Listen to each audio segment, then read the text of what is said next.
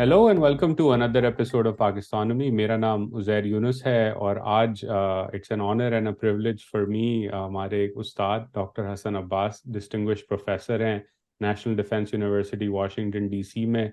जब भी उनसे मिलता हूँ, उनकी किताबें मजमून पढ़ता हूँ तो बहुत कुछ सीखने को मिलता है। तो उनकी एक नई किताब आई है, the return of the Taliban Afghanistan after the American left. तो उस पे आज उनसे बात करेंगे। जो लोग डॉक्टर अब्बास को नहीं जानते, उनका काम नहीं पढ़ा हुआ, तो मैं कहूँगा कि ये किताब पढ़ें। उनकी एक और किताब है इससे पहले की, जो कि तालिबान के ऊपर है, द तालिबान रिवाइवल, जो शुरुआत में 2001 के बाद किस तरह तालिबान वापस आए उस पर लिखी हुई है। और उन्होंने एक बहुत ज़बरदस्त बायोग्राफी भी लिखी है, the profits air, the life of Ali इब्न अबी तालिब। हज़रत अली के ऊपर है, तो वो भी ज़रूर आप पढ़ें, ख़रीदें उसको। उससे बहुत कुछ आपको सीखने को मिलेगा हज़रत अली की ज़िंदगी के बारे में। और हमेशा मेरी तो जब बात होती है डॉक्टर अब्बास से तो मैं बहुत खुश होता हूं। तो उम्मीद है कि आप ऑडियंस को भी आज बहुत कुछ सीखने को मिलेगा। तो डॉक्टर अब्बास, पहले तो बहुत बहुत शुक्रिया और एंड वेलकम टू पाकिस्तान में। बहुत बहुत शुक्रिया आपका। मैं आपका मद्दाह भी हूँ, बहुत से मैंने प्रोग्राम्स आपके देखे हैं और आपका माशाल्लाह ज़बरदस्त काम है। और आपने ये जो सारे पाकिस्तान पे डिस्कोर्स है उसको आप एक बड़ी इल्मी जानिब, खासकर इकोनॉमी से मुतल्लिका चीज़ों पर तो खासकर आपको अबूर है। तो it's a player and it's a privilege for me to be with you. बहुत शुक्रिया। तो डॉक्टर साहब, शुरू करते हैं इस किताब से। पहला सवाल तो मेरा यह है कि हमने देखा कि जब काबुल गिरा अगस्त के अंदर, तो काफ़ी सारे लोग, आप अमेरिका में, वाशिंगटन में, हम दोनों हैं, सरप्राइज थे। हम एक्सपेक्ट नहीं कर रहे थे इतनी तेज़ी से जो है अशरफ गनी की हुकूमत गिरेगी और वो किस तरह भाग के चले गए। तो पहले तो ज़रा समझाएं, आपने इस किताब में भी लिखा है कि क्या वजूहात थी वो जिनकी बिना पे इतनी तेजी से जो है अशरफ गनी की गवर्नमेंट गिरी, और वो ऐसे क्या कारनामे तालिबान ने अंजाम दिए थे उससे पहले कि वो इतनी तेजी से काबुल में दाखिल हुए और बगैर गोली चलाए जो है उन्होंने काबुल पे कब्जा और पूरे अफगानिस्तान पे इवेंचुअली कब्जा कर लिया। जी, आप बिल्कुल सही फरमा रहे हैं कि ये सब लोग हम बड़े हैरान थे। मुझे याद है, मैं बल्कि अपना गलत एनालिसिस का एतराफ़ करूंगा कि वो मेरी पुरानी किताब थी तालिबान रिवाइवल, और तब से ये प्रोजेक्शन थी 2014-15 से कि तालिबान का इतना स्ट्रॉन्ग वापसी है, और वो इतने पावरफुल हैं कि उनका वापस हुकूमत में आना बई दस कयास नहीं है। लेकिन फिर भी ये ख्याल था जो मेरे आखिरी दिनों में, जिसको मैं अपना गलत एनालिसिस कह रहा हूँ, कि आखिरी दिनों तक लगता था कि कम से कम काबुल को बचा लेंगे अफगान सिक्योरिटी फोर्सेस, अशरफ गनी, कारजई, ये तमाम लोग, जो एक नई इलीट थी वहाँ की पॉलिटिकल। और उसमें सबको हैरत हुई। तो इसमें दो बातें समझनी जरूरी हैं। एक ये कि ये जो पूरा प्रोजेक्ट था स्टेट बिल्डिंग का या तंजीम नौ का और अफगानिस्तान को बनाने का, जो वेस्ट चाहता था और ईस्ट के भी बहुत सिम्बॉलिक चाहते थे कि उनके मिरर में एक प्रोग्रेसिव, एक फंक्शनल गवर्नमेंट बने, उसमें क्या खामियां हुई कि वो फेल हुआ। और दूसरी जानब तालिबान की स्ट्रेटजी में क्या कामयाबी के मुजमरात थे। तो जो अफगान ये प्रोजेक्ट था पूरा, ये कहना, हम इसको शुरू में कहा जाता था वेस्ट में नेशन बिल्डिंग, बड़ी बेवकूफ़ी की बात थी कि दूसरी नेशन को कोई थोड़ी सिविलाइजेशन को बिल्ड कर सकता है। उनकी बड़ी तारीख है। वो बाबरनामा में जहीरुद्दीन बाबर ने लिखा था, जब वो आया वो इंडिया में, तो वो कहता था मुझे वहाँ के बागात याद आते हैं, मुझे वहाँ की उस लाइब्रेरीज बड़ी मशहूर थी काबुल की एक ज़माने में। तो उनकी अपनी बड़ी रिच ट्रेडिशन है। उनको जाके कहना कि हम आपकी नई कौम बना देंगे, ये बड़ी बेवकूफ़ी की बात थी।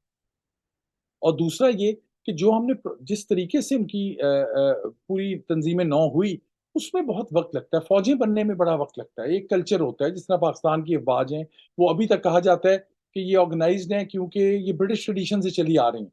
वो आज भी आप जाएं पाकिस्तान में, उनकी कोई फौजी इवेंट्स हों तो उसमें जो म्यूजिक होता है वो आपको, इंग्लैंड में जाएं तो आपको सुनाई देगा।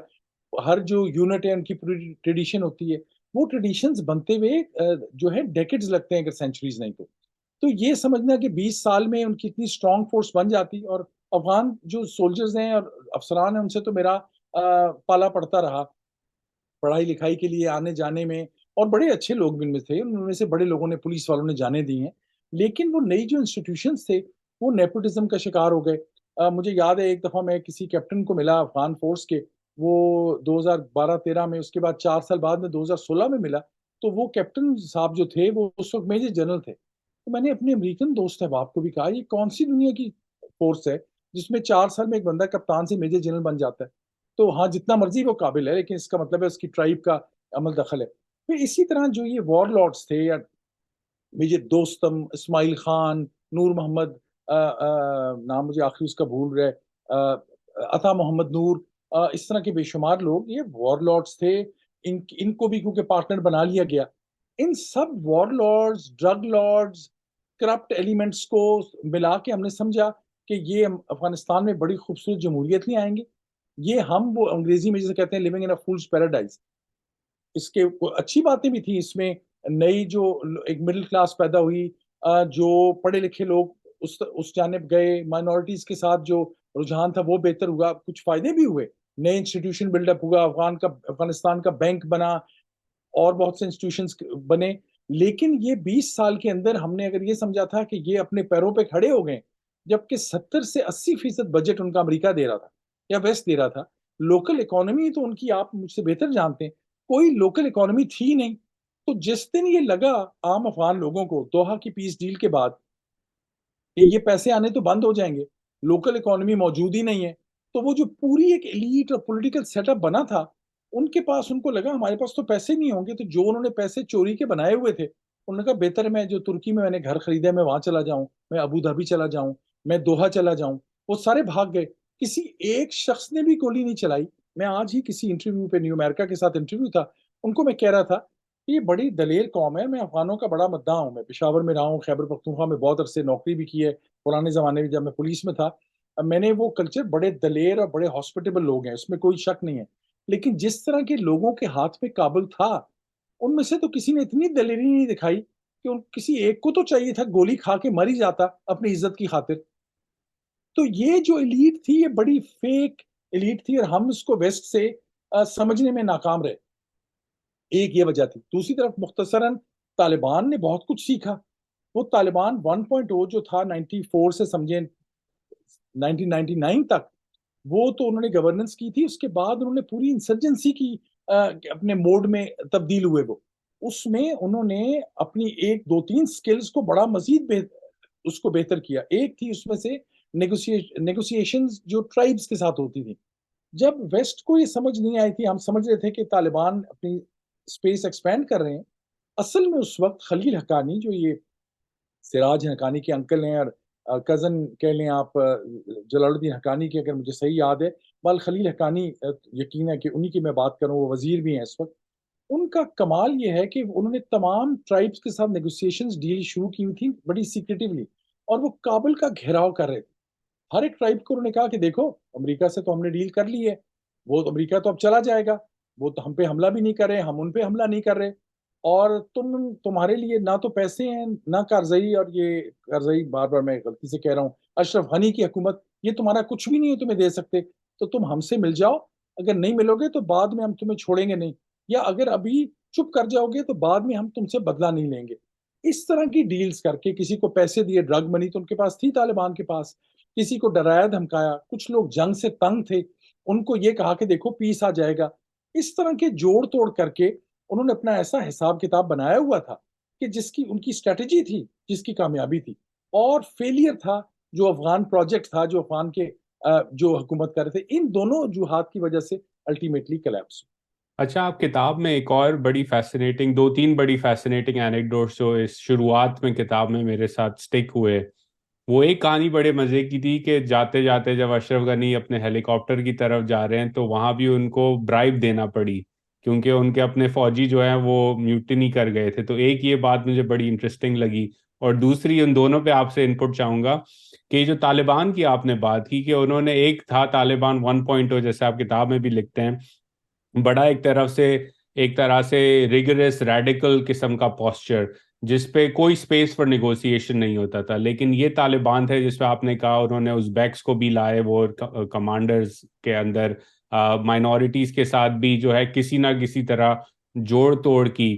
تو ایک تو یہ کابل کے ارد گرد تھا، اس پہ بھی ذرا بتائیں کہ وہ جو افغانستان میں ایتھنک ڈویژنز تھے اس کو کس طرح اس طالبان نے نیگوشیٹ کیا. تو ایک تو یہ ذرا ایکسپینڈ کریں کہ جاتے جاتے اشرف غنی نے کس طرح رشوت دے کے ہیلی کاپٹر تک پہنچے، اور دوسرا یہ کہ طالبان نے کس طرح ایتھنک ڈیوائڈز کو جو ہے وہ نیگوشیٹ کیا اینڈ میں.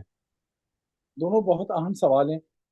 طالبان کا ایک یہ بھی کمال تھا، مجھے اس بات سے آپ کے سوال سے یاد آیا کہ انہوں نے تھرو آؤٹ سسٹم کے اندر پینیٹریٹ کیا ہوا تھا. جو عام لوگوں کو نہیں پتا تھا، بلکہ یہاں تک تو ہمیں پتا ہے کہ بعض کمپنیز تھیں جو ٹیلی فون کمپنیز تھیں، مثال کے طور پہ جو 4G یا 3G جو وہاں پہ تھا، اس کے جن کے پاس کانٹریکٹ تھے، ایک ویسٹرن کمپنی تھی، وہ بھی طالبان کو برائب دیتے تھے. اور یہ بات بعد میں سامنے آئی. یہ آپ کوئی بھی شخص سرچ انجنز میں جائے تو آپ کو فوراً اس خبر مل جائے گی. جب طالبان واپس گئے تھے، نئی نئی یہ بات آئی تھی. بے شمار پیسہ ایسا تھا جو اصل میں جو ویسٹ کا پیسہ اور ایسٹ کا بھی، لیکن پرائمرلی امریکہ کے پیسے، نیٹو کنٹریز کے جو جا رہے تھے، اصل میں وہ پہنچ طالبان تک رہے تھے. اور یہ حقیقت سے اس وقت سب نے پردہ کسی نے نہیں اٹھایا تھا ان باتوں سے. کرپشن ایک اتنی انٹرنچڈ ہو چکی تھی افغانستان میں کہ انہوں نے آخر میں جب یہ اشرف غنی گئے تو، بلکہ یہ بھی میں کہانی سناتا چلوں مختصراً. جو کتاب میں اس کا آدھا حصہ ہے، پورا حصہ مجھے بعد میں پتا چلا، کیونکہ کتاب چھپنے کے بعد مجھے یہ بہت کتاب پڑھی گئی افغانوں کے درمیان. کچھ غم و غصے کا بھی انہوں نے اظہار کیا. کچھ لوگوں نے مزید کال کر کے، پولیٹیشینز، لیڈنگ جو پولیٹیشینز تھے ان میں سے ایک نے مجھے کال کیا. انہوں نے کہا آپ نے کہانی صحیح لکھی ہے، پر آدھی کہانی ہے، پوری کہانی جو میں اب آپ کو بتاتا ہوں. غالباً قطع کلامی معاف، طالبان نے آپ کو ٹارگٹ بھی کیا اور اس کی وجہ سے کتاب اور پاپولر ہو گئی. اور پاپولر ہوئی. وہ زبیح اللہ مجاہد صاحب ہیں، ان کے 7.5 لاکھ فالوورز ہیں. انہوں نے میرا نام لکھا، یہ انٹیلیجنس افسر ہے. وہ ان کو کسی نے اصل میں پاکستان سے بتایا، کیونکہ پاکستان میں میں پہلے پولیس میں تھا، سروس میں بڑا پراؤڈ ہوں. مجھے وہ یونیفارم میں نے آج بھی جو آخری دن پہنی تھی رکھی ہے، اور مجھے بڑا فخر ہے کہ میں پاکستان کی پولیس میں سرو کیا. تو ان کو اور کچھ نہیں بن پایا، تو انہوں نے کہا یہ حساس اداروں کی شاید کہانیاں ہیں. حالانکہ ان کے وہ خود بھی بہت بڑے انٹیلیجنس ایجنٹ ہیں. انہوں نے کیسے حکومت کی اور واپس پہنچے ہوئے، یہی انٹیلیجنس اسپائنگ آپریشنز تھے ان کا. بلکہ شکریہ یہ بات یاد دلانے کا. وہ جو انہوں نے ٹویٹ کی وہ پھر بڑی مشہور ہوئی، اور اس سے 3 مختلف لوگ میری اس وقت فارسی میں، دری میں ترجمہ کر رہے ہیں، پشتو میں ترجمہ کر رہے ہیں، 2 ادارے ہیں. لیکن یہ طالبان نے، جو میں جس سے مجھے یاد ہے، انہوں نے پینیٹریٹ کیا ہوا تھا اشرف غنی کی حکومت میں، اور ان کے جگہ جگہ پہ اسپائز تھے جو ان کو مسلسل انفارمیشن دیتے تھے. بڑا وہ سکسیسفل ان کا آپریشن تھا. کرپشن کیونکہ انٹرنچ تھی بہت زیادہ، تو 2 کہانیاں مشہور ہیں. ایک یہ کہ لوگ کہتے ہیں وہ جو کتابوں کے بکسے یا تھیلے بھر کے وہ لے کر گئے ہیلی کاپٹر میں، اس پہ میں نے بہت لوگوں سے بات کی کہ ان کے پاس کیا آخر میں واقعی ملینز ڈالرز لے گئے. ایک لوگ یہ بتاتے ہیں کہ ایک فورن وزٹر ہیں جو ہیڈ آف دا اسٹیٹس ہیں، اسٹیٹ تھے کسی افریقن ملک کے، ان کا آخری وزٹ تھا جہاز کا. وہ بہت بڑا جہاز لے کے گئے، اور سب لوگ حیران تھے کہ افغانستان کی حکومت گر رہی ہے، یہ اس افریقن اسٹیٹ کا لیڈر جو ہے یہ کارزئی کو ملنے، اشرف غنی کو ملنے کیوں گیا؟ اس وقت سب کو پتا تھا کہ حکومت گئی کہ گئی یا کرائسس ٹاپ پر ہے. وہ کہتے ہیں وہ اس جہاز میں زیادہ کیش جہاز میں باہر نکالا گیا تھا. یہ تو گوگل کریں آپ کو وزٹ مل جائے گی کہ کہاں کس نے وزٹ کیا. اس وقت وزٹ کا کہا یہ گیا ہم کانفلکٹ ریزولوشن کر رہے ہیں. اتنے بڑے کرائسس میں آپ ریجنل نہیں کر سک رہے، آپ 5,000 میل سے دور سے آ کے کون سی یہاں پہ کانفلکٹ ریزولوشن کریں گے؟ تو وہ پیسے نکالے گئے.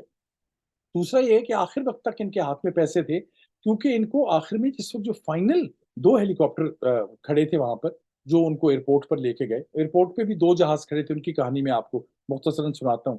این موقع پہ جو ان کے ایک ہی ان کے ساتھ تھے محب، جو چاہتے تھے، جو نیشنل سیکورٹی ایڈوائزر تھے، اچھے واقف کار اور دوست تھے، امریکہ میں سفیر تھے افغانستان کے، بڑے پڑھے لکھے اور سمجھدار شخصیت تھے. میں ان کو داد دیتا ہوں، انہوں نے بڑا اہم کام کیا، پڑھے لکھے آدمی تھے. انہوں نے آخر تک کہا اشرف غنی کو کہ نکل چلیں، یہ ہمیں نجیب اللہ کی طرح لٹکائیں گے. اور جو دوسرے ان کے وائس پریزیڈنٹ تھے امر اللہ صالح، وہ جیسا بھی ہے، وہ ان کی بڑی ہیومن رائٹس کی وائلیشنز ہیں، بڑی اٹراسٹیز انہوں نے لوگوں پہ کی. لیکن بہرحال دلیر آدمی تھے، طالبان سے لڑنے کا جہاں تک تعلق تھا وہ چھوڑ کے نکل چکے تھے ایک دن پہلے، جب ان کو اندازہ ہو گیا کہ یہ اشرف غنی تو لڑنے کے موڈ میں نہیں ہے. جب یہ آخر وقت جہاز میں بھاگ کے جا رہے تھے، مجھے ایسے شخص نے بتایا جو اس وقت اس گروپ میں شامل تھے. انہوں نے کہا ہمارے پاس پیسے تھے. جب آخری گارڈز نے دیکھا، جن میں سینئر لوگ بھی تھے، کہ یہ تو ہمیں چھوڑ کے جا رہے ہیں، طالبان کابل کے دروازے پہ ہیں، تو انہوں نے اس وقت ان کو گفٹ کہہ کے کہ یہ تمہارا گفٹ ہے، ان کو آخر میں پیسے دیے، نوٹوں کی صورت میں، ڈالرز کی صورت میں. اس طرح وہ باہر نکلے. لیکن اصل اہم کہانی یہ مختصراً کہ اشرف غنی جب بھاگ رہے تھے، اور میرے ذہن میں بہت سے محاورے آ رہے ہیں لیکن بہرحال میں وہ نہیں بیان کرتا. جب وہ بھاگ رہے تھے تو ایک تو یہ یو ای والوں کا ارینجمنٹ تھا کہ ان کو وہاں سے ازبکستان لے کے جائیں گے، یا مجھے اگر غلط نہیں یاد، ازبکستان میرے خیال میں ازبیکستان ہی گئے تھے پہلے. ازبکستان وہاں سے پھر یو ای کا جہاز کھڑا تھا. یہ اس لیے اشرف غنی نے آخر میں، اشرف غنی کنونس تھے کہ یہ کانسپریسی تھیوری ہے امریکن ایمبیسڈر زلمے خلیلزاد کی، جنہوں نے دوحہ ڈیل کی، کارزئی کی اور ملا برادر کی۔ ان کا خیال یہ تھا کہ یہ تینوں نے اس ٹرائنگل نے مل کے کوشش کر رہے ہیں کہ ملا برادر کو طالبان کا حکمران بنائیں اور مجھے وہ نکال دیں، اور ان کے پرانے دوستانہ مراسم بھی تھے۔ سمجھیں کہ ایک رائیولری تھی جو جیلسی اور دشمنی کی بنا پہ تھی، ظالم خلیلزاد کی اور اشرف غنی کی۔ ان ظالم خلیلزاد کی اور اشرف غنی کی جو کہانی ہے، اس پہ ایک مکمل کتاب لکھی جا سکتی ہے۔ یہ ویسے زلمے 40 خلیل صاحب پہ تو آج کل کافی سارے لوگ کافی ساری باتیں کر رہے ہیں، وہ افغانستانوں یا پاکستانوں بڑے مشہور ہیں آج کل۔ مشہور ہے، وہ 40 سال پہلے جب آئے تھے امریکا تو پھر انہوں نے پڑھائی لکھائی کی، پی ایچ ڈی کیا۔ یہ دونوں کٹھے تھے، امریکن کوئی پیس کور کی طرف سے گئے، یہ ایز افغان اسٹوڈنٹس گئے باہر، ینگ جب یہ لڑکے تھے، پھر ان کی تب سے رائیولری تھی۔ اس کے بعد انہوں نے پی ایچ ڈی کیا، کولمبیا یونیورسٹی سے پی ایچ ڈی کیا، پھر یہ دونوں پروفیسر بن گئے۔ ان کی رائیولری پرانی چل رہی ہے بہت زیادہ۔ اشرف غنی نے جب دیکھا کہ یہ ظالم خلیلزاد تو یہ کوئی اور پلان ہے اور میں نکالا جا رہا ہوں، تو انہوں نے این موقع پہ، مجھے لگتا ہے جو میں نے سنا بڑے کریڈیبل سورسز سے، انہوں نے دشمنی میں انہوں نے کہا اچھا، وہ جسے اردو میں ہم کہتے ہیں نا، ہم تو ڈوبے ہیں صنم، تم کو بھی لے ڈوبیں گے۔ اس کے مصادق انہوں نے جو ہے خبر دے دی سراج حقانی کو، کیونکہ سراج حقانی کے ساتھ ان کا تعلق چل رہا تھا پرانا۔ ان کو ایج مل گئی، وہ بھاگ کے، جو بھی طالبان کا فیکشن پہلے کابل میں پہنچنا تھا، اس نے سب سے زیادہ پاورفل ہونا تھا۔ اس پہ آپ نے نئی کتاب میں بھی بڑا زبردست بتایا کہ کس طرح موٹر سائیکل پہ بیٹھ کے جو ہے وہ تیزی سے ڈیفenس منسٹری کی طرف بھاگے تاکہ وہاں کنٹرول ضروری ہے۔ بالکل، اور وہ کنٹرول کیونکہ ان کو ملا تبھی ان کی سپورٹ بنی۔ لیکن ایک جہاز، جو نئی بات مجھے پتا چلی کہ ایک جہاز اور کھڑا تھا، وہ دوحہ والوں قطر ایئر ویز کا جہاز تھا۔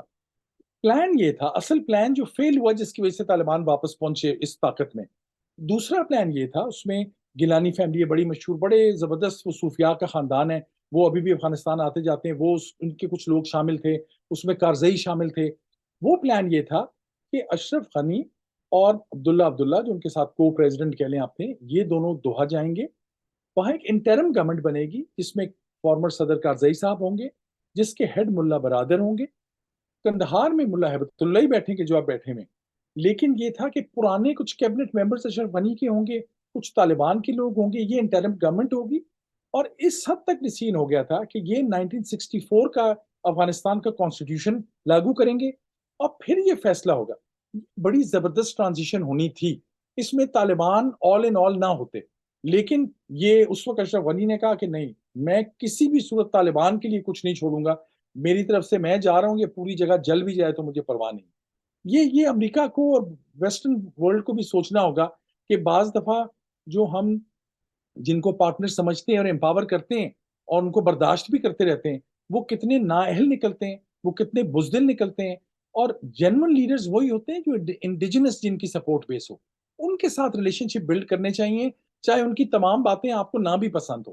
یہ تھی ایک کہانی جو میں نے سوچا میں آپ کو بتاتا چلوں۔ نہیں، یہ بڑی زبردست تھی، اور اس کا بھی ذرا بتا دیں کہ کتاب میں بھی آپ نے لکھا ہے کہ کس طرح ایتھنک جو ڈیوائڈ تھا طالبان کا، دوسری طرف وہ کیسے نیویگیٹ کر رہے تھے اور کیا انہوں نے سیکھا۔ اور اگر میں ایڈ آن کر دوں، کیونکہ طالبان سے ہی ریلیٹڈ دوسرا سوال بھی آپ کتاب میں بھی لکھتے ہیں کہ یہ ایک ڈفرینٹ طالبان ہے، اس میں ایسے لوگ ہیں جو باہر بھی رہ چکے ہیں، قطر میں کافی وقت گزارا ہے، دین کی بات تو کرتے ہیں کابل میں بیٹھ کے، لیکن دنیا دار بھی ہیں، یو اے ای میں ان کو پارٹی کرنا بھی بڑا پسند ہے۔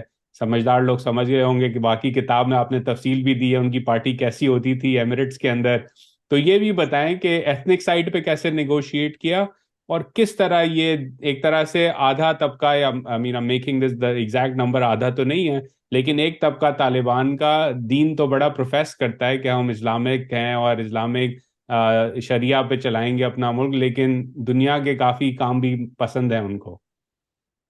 بڑی آپ نے اچھی بات مجھے یاد دلائی، ایتھنک والی بات بڑی امپورٹنٹ ہے۔ طالبان نے بہت کچھ سیکھا اپنی غلطیوں سے۔ پرانے وقت میں، پہلے وقت میں جب طالبان 1.0 تھا، تو ان کے پاس ہمیشہ کچھ علاقہ مزار شریف کا رہا جو کنٹرول سے باہر تھا، کچھ مائنورٹیز وہاں پہ اسٹرانگ رہیں جو ایتھنک ازبیک اور تاجک تھے۔ بلکہ یہ بڑی پرانی ڈیبیٹ ہے، ان کو آپ مائنورٹیز نہیں کہہ سکتے، کیونکہ پشتون جو ہیں وہ تقریباً 40 سے 45% ہیں، باقی جو ہیں وہ ازبک ہیں، تاجک ہیں، ہزارہ ہیں، اور وہ تمام کمیونٹیز بڑی اسٹرانگ ہیں۔ اس دفعہ طالبان نے اپنے تعلقات بڑے اچھے رکھے انہوں نے ہزارہ ایک شیعہ کو بھی اپنا طالبان کا لیڈر بنایا. انہوں نے کچھ ازبک کو اپنا جو ملٹری کمانڈر انہوں نے بنایا ہے اس وقت موجودہ جو ان کا آرمی کا چیف ہے وہ تاجک ہے. اور اسی طرح کچھ ازبک لوگوں کو بھی رکھا. یہ کوئی ایکسپیکٹ نہیں کر رہا تھا. سب کا خیال تھا کہ یہ دوبارہ پیورلی پشتون ایتھنک موومنٹ ہوگی, اور وہ اوریجنلی پشتون ایتھنک موومنٹ ہی تھی, اور ابھی بھی کسی حد تک ڈومینیٹنگ فیکٹر وہی ہے. لیکن انہوں نے اپنے, جس کو ہم انکلوسو کہتے ہیں, انہوں نے اپنے انٹرسٹ کے کام میں وہ بڑے انکلوسو بنے.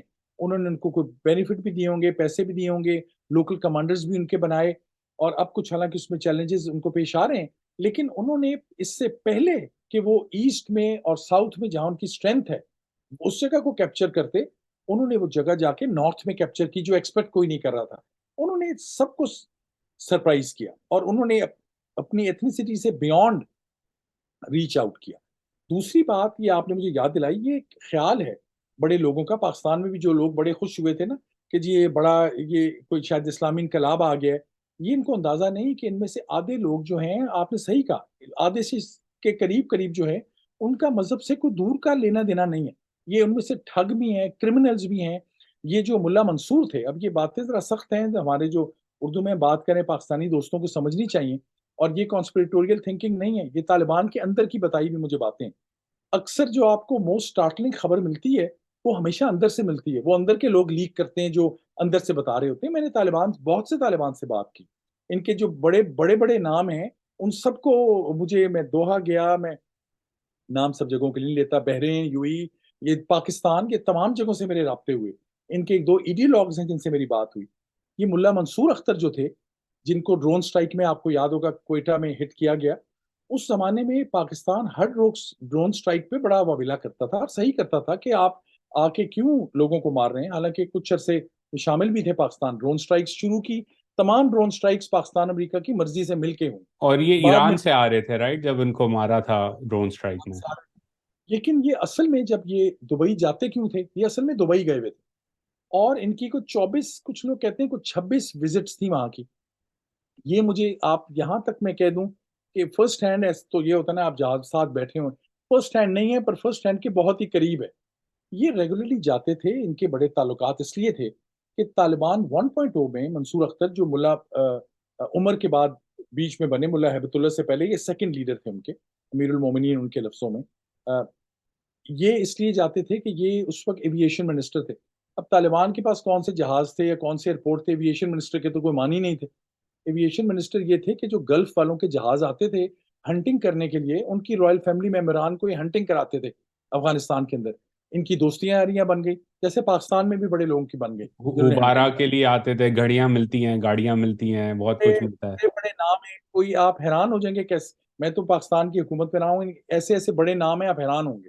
ان ساروں کے جو گھر ہیں, جن کو یہ ڈاکومنٹیشن مل جاتی ہے دبئی میں جا کے یا بڑے ملکوں میں, ان کی کیا ذاتی تعلقات ہوتے ہیں. پاکستان تو ان کی لسٹ میں بہت بعد میں ہوتا ہے, اس کی پہلے تو اگر ان میں ایک کہانی بتاؤں جو میں نے سنی تھی ڈائریکٹ, کیونکہ آپ نے پاکستان کی بات کی, تو میری کسی سے بات ہو رہی تھی, تو وہ اس زمانے میں ان کے ریسیو وغیرہ کرتے تھے, پلان کرتے تھے, تو انہوں نے کہا ایک دفعہ بڑا ڈیلیگیشن آیا غبارہ بسٹرڈ کی شکار کے لیے. تو انہوں نے جاتے جاتے ان کی جو گاڑیاں تھیں لے کے آئے تھے جہاز پہ, وہ انہوں نے تحفے میں دیں. کچھ گھڑیاں عموماً دیتے ہیں, تو گھڑیاں دیں. تو جاتے جاتے ایئرپورٹ کے ٹارمیک پہ انہوں نے ان شخص سے کہا کہ یہاں پہ اگر لوگوں کو کچھ اور چاہیے ہو تو بتا دیجیے گا, ہماری بڑی مہمان نوازی کی انہوں نے. تو وہ شخص مجھے بتاتے ہیں کہ میرے دماغ میں تھا کہ وہ اسکول کی بات کریں گے, ہسپتال کی کریں گے, کیونکہ انڈر ڈیولپڈ ایریا تھا.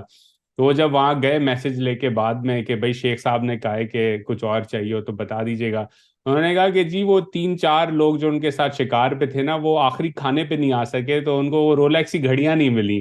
تو وہ 4-5 اگر گھڑیاں اور ہو سکیں تو وہ پلیز کر دیجیے گا ہمارے لیے. ایسے ہی ہوگا. مجھے ایک گھڑی کی کہانی یاد آ رہی ہے جس کا میں فرسٹ ہینڈ گواہ ہوں, وہ آئندہ آپ کے کسی پروگرام میں رکھیں گے, وہ بہت سینسٹیو ہے. بالکل یہ اس طرح کی گھڑیاں, اس کے یہی لنکیجز تھے ان کا. پھر یہ خیال رکھا جاتا تھا جب ملا منصور جاتے تھے, تو میں نے تو وہ ایگزیکٹ باتیں لکھی کتاب کے اندر, میں سب ریپیٹ نہیں کرتا, لیکن یہ ڈرنکس کا بھی ان کو بڑا شوق تھا. ان کو اور ہر طرح کا جو برا کام آپ سوچ سکتے ہیں اس میں شامل رہتے تھے. اور یہ بظاہر اوپر سے بڑا ان کا نام تھا، بڑے مذہبی، مذہب کا تو ان کو جو کہتے ہیں پنجابی میں کخ ان کو نہیں پتا تھا مذہب کا. یا خان والے شوق تھے، چلیں اس پہ کہہ کے ختم کر دیتے ہیں بات. بس یہ بات ایسی ایسی ہی بات ہے. اور یہ واپس گئے. یہ وہاں امریکہ کو پتا چل گیا کہ ملا منصور آئے، اس وقت یہ بڑے اٹیکس زیادہ کر رہے تھے. تو امریکہ کی سیکرٹری آف اسٹیٹ نے، کونڈیسا رائس نے اس وقت، نہیں کونڈیسا رائس نہیں، سوزن رائس نے، اوباما دور میں کیونکہ ہم بات کر رہے ہیں، انہوں نے فون کیا بڑی اہم شخصیت کو، اور ان کو کہا کہ یہ ملا منصور اختر آپ کے پاس ہیں، ہماری امریکہ کی ٹیم یہاں موجود ہے اس کو پکڑنے کے لیے. اس نے کہا اچھا بھی ہم آپ کو بتاتے ہیں. اتنی دیر میں بار بار جب فون کیا، اب سوچ لیں میرا سوچ کوئی تکڑا ہی ہوگا جو میں اتنا لبرٹی لے رہا ہوں، یہ بات کر رہا ہوں. انہوں نے کہا کہ اس کے بعد جواب ہی نہیں دیا. دوبارہ جب فون جائے امریکہ کی طرف سے، این ایس سی کا، سیکرٹری آف اسٹیٹ نہیں، این ایس سی کا، تو ان کو وہ کہیں وہ گولف کھیل رہے ہیں، رائل ہائنس. انہوں نے کہا کون سی گولف کھیل رہے ہیں جس میں اتنی دیر لگتی ہے. جب دوبارہ بات ہوئی، انہوں نے کہا وہ ہم نے آپ کو کہا تھا ہمارا بندہ آپ کے پاس ہے جس کو ہمیں چاہیے. انہوں نے کہا وہ تو جہازیں بیٹھ کے ایران چلا گیا. انہوں نے کہا بھیجیں آپ کو جو F-16 اور کیا کیا جہاز آپ نے خریدے میں ہم سے، وہ اڑائیں ہوا میں اور اس کو پکڑیں رستے میں. اس نے کہا سوری وہ تو ایران کی حدود میں داخل ہو گیا، بہت بڑا ڈپلومیٹک کرائسس ہو جائے گا. ٹھیک ہے، خیر چپ کر گیا. تعلقات تھے ایران میں، وہ لینڈ کر گئے. اب وہ ٹریس ہو رہے تھے اس وقت سے، اور کیسے ٹریس ہو رہے تھے وہ ایک الگ بہت ہی انٹرسٹنگ کہانی ہے. بہرحال وہ ایران رہے بہت دن، 3-4 ہفتے ایران رہے. وہاں سے وہ بائی روڈ ایک پاکستانی پاسپورٹ پہ ملا منصور آ رہے تھے. اتنا زیادہ انٹیلیجنس انفارمیشن موجود تھی کہ پہلے وہ ایک خاص جگہ دالبندین کے قریب رکے تو اس پہ سٹرائک ہونے لگی تھی. تو لوگوں نے کہا یہاں بڑے انوسنٹ لوگ بھی ہیں، جس میں بہت سے لوگ مر جائیں گے. تو وہ جب وہاں سے نکلے اور وہاں پھر ان کے اوپر سٹرائک ہوئی. پاکستان نے بظاہر 2-4 سٹیٹمنٹس دی، زیادہ کچھ نہیں کہا کیونکہ پتا تھا کہ یہ ساری بات کیا ہو رہی ہے. کہنے کا مقصد یہ ہے اس کہانی سے کہ ایسے طالبان موجود ہیں جو بڑے دنیا دار ہیں. دنیا دار بے شمار سیاستدان جس طرح عام ہوتے ہیں، یہ ساری دنیا داری کی قصے بھی ہم اصل میں بات کر رہے ہیں. ان میں سے جو جنون مذہبی لوگ ہیں ان کو میں کہتا ہوں کہ وہ ضرور ملا ہیبت اللہ اس میں شامل ہیں، بڑے ان کی بگیٹڈ ویوز ہیں، لیکن ان کے اندر بعض جو جنون دیوبندی ٹریڈیشن کے لوگ موجود ہیں، مین سٹریم کے، وہ مذہبی لوگ ہیں، وہ مدرسوں کے جو اصل پڑھے ہوئے اساتذہ ہیں، وہ چاہے ہمیں آپ کو ان کے مسلک سے یا ان کی ورلڈ ویو سے ڈفرنس بھی ہو، ان کو ہم کم از کم وہ چور بازاری میں، یہ گند اور ننگ میں شامل نہیں ہیں. وہ ایک گروپ ہے موجود. لیکن ان کے جو اکثر بیشتر جو یہ وزیر سفیر، جو مجھے ایک پاکستانی اہم شخصیت نے بتایا جب میں نے ان سے پوچھا کہ کیا یہ طالبان تبدیل ہوئے، انہوں نے کہا جو ان کی ایڈیولوجیکل لوگ ہیں وہ تبدیل نہیں ہوئے، لیکن انہوں نے پہلے ان کی دور تھی، وہ کہتے ہیں کہ کندہار سے لے کے کابل تک بہت شاندار کام ہوا، لنک بنا، پشاور چلے گئے. انہوں نے کہا اب انہوں نے کوئٹہ دیکھا ہوا ہے، اب انہوں نے کراچی دیکھا ہوا ہے، دبئی، دوحہ، قطر، یہ یو اے ای، ٹرکی، کیونکہ تمام ریجنل قوتوں نے ان کے ساتھ تعلقات بنائے بڑے عرصے سے. تو انہوں نے سب جگہوں پہ بڑی سیر و تفریح بھی کی، باقی بھی جو آسانیاں دیکھی ہوں گی. 26 خاندان تو وہ تھے جو دوحہ ڈیل کی خاطر وہاں چلے گئے، اور وہ بڑے جنون لوگ بھی تھے ان میں سے طالبان کے. میں سب کو I'm not throwing all of them under the carpet. ان کے اندر بڑے جنرل کمیٹڈ لوگ بھی ہیں، تبھی تو یہ چل رہے ہیں. یہ یعنی ان کے کہنے کا مقصد یہ ہے کہ ان کے بہت سے لوگ ہیں جن کا کوئی مذہبی رجحان نہیں ہے. وہ برائے نام، اب ہمیں تو نظر آتا ہے نا، ویسٹ نے بھی غلطی کی، جس کا پگڑ دیکھا، داڑھی دیکھی، داڑھی میں نے رکھی ہے، میں داڑھی والے لوگوں کی بڑی عزت کرتا ہوں، آپ کی بھی ماشاءاللہ داڑھی ہے. تو داڑھی والے لوگ، باہر والوں نے تو دیکھا اس کا اس رنگ کا پگڑ ہے، اس کی یہ داڑھی ہے، اس نے چوغا پہنا ہے، یہ طالبان ہے. میرے ساتھ ایسا ہو چکا ہے. ایک دفعہ میں کسی ڈیلیگیشن کے ساتھ گیا ویسٹ کے کسی مڈل ایسٹرن کنٹری میں، تو انہوں نے کہا کہ ہم لابی میں بیٹھے تھے، انہوں نے کہا نکلے نکلے حسن یہاں بڑا ڈینجر ہے. کیا خطرہ ہے یار، کیا ہوا؟ انہوں نے کہا طالبان آئے ہوئے. تم نے دیکھا ہے کون ہے؟ ملا ہیبت اللہ برادر ہے، کون ہے؟ انہوں نے کہا وہ کھڑے. میں نے کہا تو بےچارے عام افغان کھڑے ہیں یار. یہ ان کے حلیے کو ہم نے ایک، جس طرح ایک زمانہ تھا نا، وہ بن لادن کی ویڈیوز دکھاتے تھے اور اس میں ساتھ اذان ہو رہی ہوتی تھی، ساتھ مسجد دکھا دیتے تھے. اس سے بڑا ویسٹ کے میڈیا نے بڑی غلطی کی، کیونکہ اس سے لگا یہ اچھا یہ بن لادن کا نام ہے، جو نماز پڑھ رہے اس مسجد میں یہ سارے بن لادن کے حامی ہیں. اس سے اسلاموفوبیا کریٹ ہوا جو انٹینڈڈ تھا شاید. اب اس کو بھگت رہے سارے، کیونکہ ہم نے لنک کر دیا نا ایک سرٹن پرسنالٹی کے، ایک سرٹن حلیے کے ساتھ کچھ لوگوں کی سوچ کو، جو ایک بہت بڑی غلطی تھی. واپس مین بات پہ آتے ہیں. طالبان کے اندر بہت سے فیکشنز ہیں، بڑے پریگمیٹک لوگ بھی ہیں. ایک طالبان لیڈر سے میں، ان کے پاس اس وقت بہت ہائی پوزیشن ہے طالبان کے اندر، میں ان سے بات ہو رہی، ڈیٹیل کمیونیکیشن ہو رہی تھی. میں نے ان کو یہ کہا کہ ابھی وہ، انہوں نے مجھے کہا کہ کیوں ہمیں امریکہ نہیں جان چھوڑا ہماری ہمیں کیوں ہمارے پیسے روک لیے. میں ان سے بات کرتا اپنے دوستانہ ماحول میں, اپنے کسی پاکستانی طالبان دوست جو بیچ میں انٹرلوکٹر تھے ان کی وجہ سے, ان کے تھرو میں نے ان کو کہا کیوں بچیوں کو اسکول نہیں جانے دے رہے. انہوں نے مجھے کہا عباس صاحب آپ کا خیال ہے ہم اور لڑکیوں کے دشمن ہیں, میری اپنی بچی کالج جاتی ہے, دوسری میری بچی پی ایچ ڈی کر رہی ہے ٹرکی میں. انہوں نے کہا ہم بچیوں کے ہم لڑ رہے ہیں, انہوں نے کہا ہمیں موقع دیں, ہمیں اس طرح نہ فریم کریں کہ ہم عورتوں کے دشمن ہیں.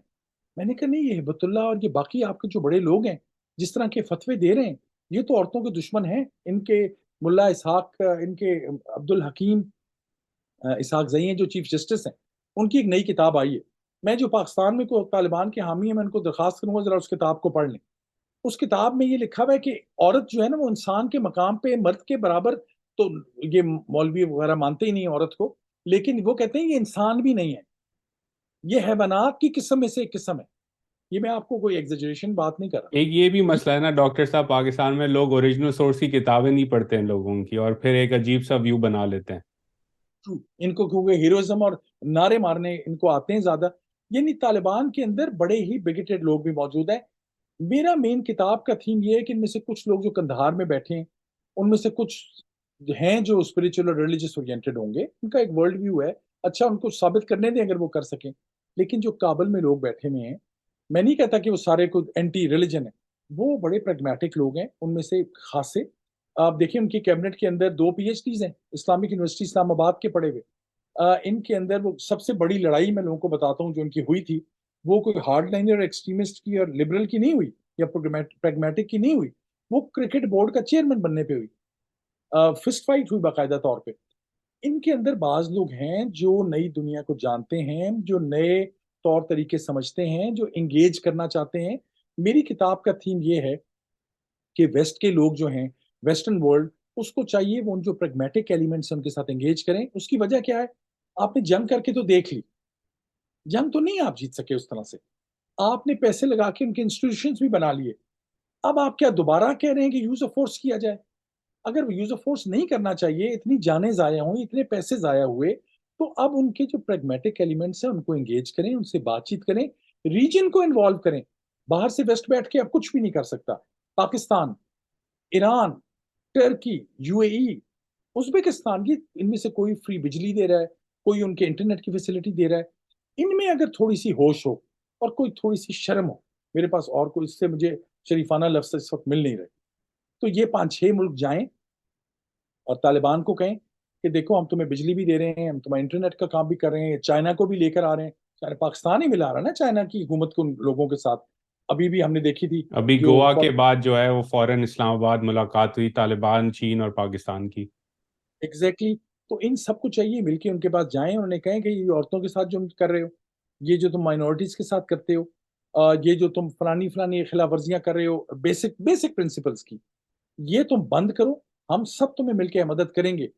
یہ 7-8 لوکل ریجنل ملکوں کا اگر کنسنسس ہو, میں آپ کو لکھ کے دیتا ہوں, طالبان کی مجال نہیں ہے کہ وہ اس کو ڈکلائن کر جائیں, لیکن ہر ملک جو ہے وہ اپنی اپنی کھیل کھیل رہا ہے. یہ پرانی گریٹ گیم تھی نا, یہ نیو ریجنل گیم ہے.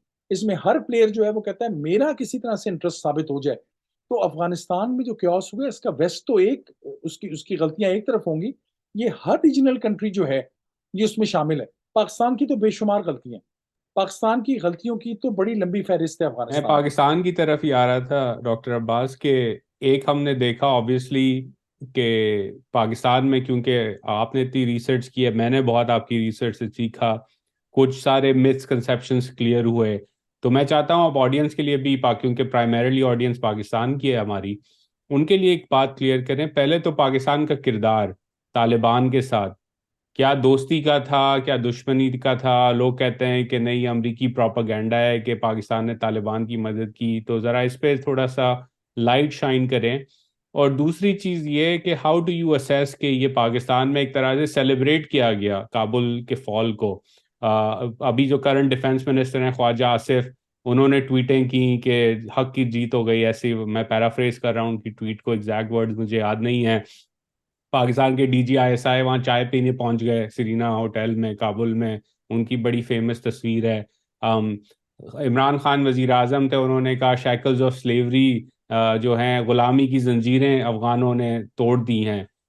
تو پاکستان کا کردار اور یہ پاکستان میں جو سیلیبریٹری موڈ تھا، اس کو آپ کس طرح اسیس کرتے ہیں اس سچویشن میں؟ دیکھیے پاکستان کا میں بڑا مختصر سا بیک گراؤنڈ بتاتا ہوں. پاکستان کا رول بہت زیادہ رہا، لیکن بعض دفعہ باہر دنیا میں یہ جو اصل رول تھا اس سے بہت زیادہ سمجھا جاتا ہے. اس میں کچھ پاکستان خود غلط پروجیکشنز کر دیتا ہے اور کچھ حقیقت سے بعید بات ہوتی ہے، کچھ لوگ اندازے لگاتے ہیں. تحریک طالبان کی موومنٹ ایک لوکل انڈیجنس موومنٹ تھی. یہ احمد رشید صاحب کی کتاب آپ پڑھ لیں، کوئی اور اہم جو لوگوں کی اسکالرشپ ہے وہ دیکھ لیں.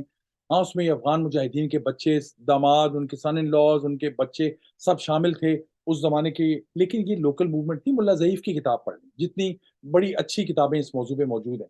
پاکستان نے سپورٹ کی سگنیفیکنٹ، کیونکہ یہ سارے اکثر جو لوگ تھے یہ پاکستانی مدرسوں کے پڑھے ہوئے تھے. پاکستان کے مشہور جرنیل تھے کمال متین الدین، سب سے پہلی کتاب طالبان کی ان کی تھی، آکسفورڈ یونیورسٹی پریس نے چھاپی، ہر میجر پاکستانی اسٹور پہ پڑھی ہے. جو آج ینگ بچے ان کو چاہیے وہ کتاب جا کے پڑھ لیں، پھر احمد رشید کی کتاب بھی ضرور پڑھیں.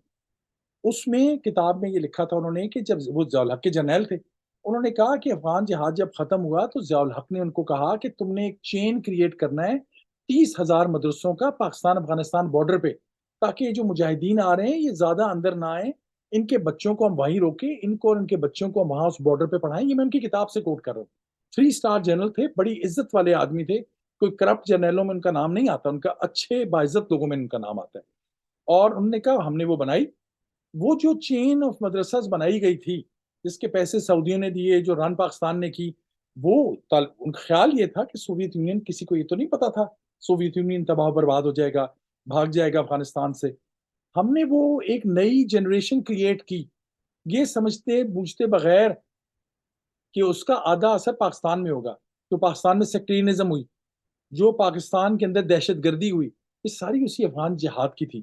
تو پاکستان کی طالبان پالیسی پہلے دن سے، کیونکہ ہم نے افغانستان کو سمجھا یہ پاکستان کا بیک یارڈ ہے، پرانا ہمارا پچھلے کا کھیلنے کی جگہ ہے، ان کو کبھی ہم نے انڈیپینڈنٹ یا ایسا سمجھا نہیں. جو کہ اگر قطع کلامی معاف، تاریخ کو اگنور کرتی ہے بات، کیونکہ پاکستان، آپ نے ظہیر الدین بابر کا ذکر کیا شروع میں، اگر ہم پوری کہانی پڑھیں بر صغیر کی، تو انویڈر تو زیادہ تر آیا ہی ان پہاڑوں سے نیچے ہے انٹو دا انڈس ویلی.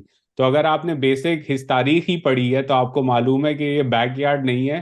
یہاں سے ہی لاہور، دلی، امرتسر پہ اٹیک ہوتے تھے، سومنات تک اٹیک ہوتے تھے، کیونکہ ان پہاڑوں سے ہی ہمیشہ انویڈرز آئے ہیں. الیگزینڈر بھی ادھر سے ہی آیا تھا.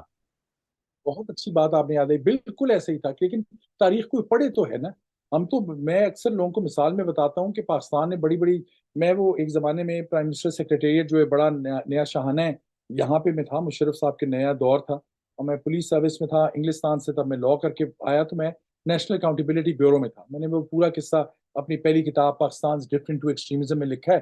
تو میرے دفتر میں میری کھڑکی کھلتی تھی قائد اعظم لائبریری کی طرف، بہت بڑی لائبریری ہے اسلام آباد میں. وہ آپ یقین کریں روزانہ میں دیکھتا تھا یہ چھٹی ہے، بند ہے لائبریری، کیونکہ وہاں 2 گاڑیاں کھڑی ہوتی تھی. ایک لائبریرین کی سوزوکی آلٹو تھی یا ایف ایکس تھی، ایک دو کوئی اور گاڑیاں کھڑی ہوتی تھی.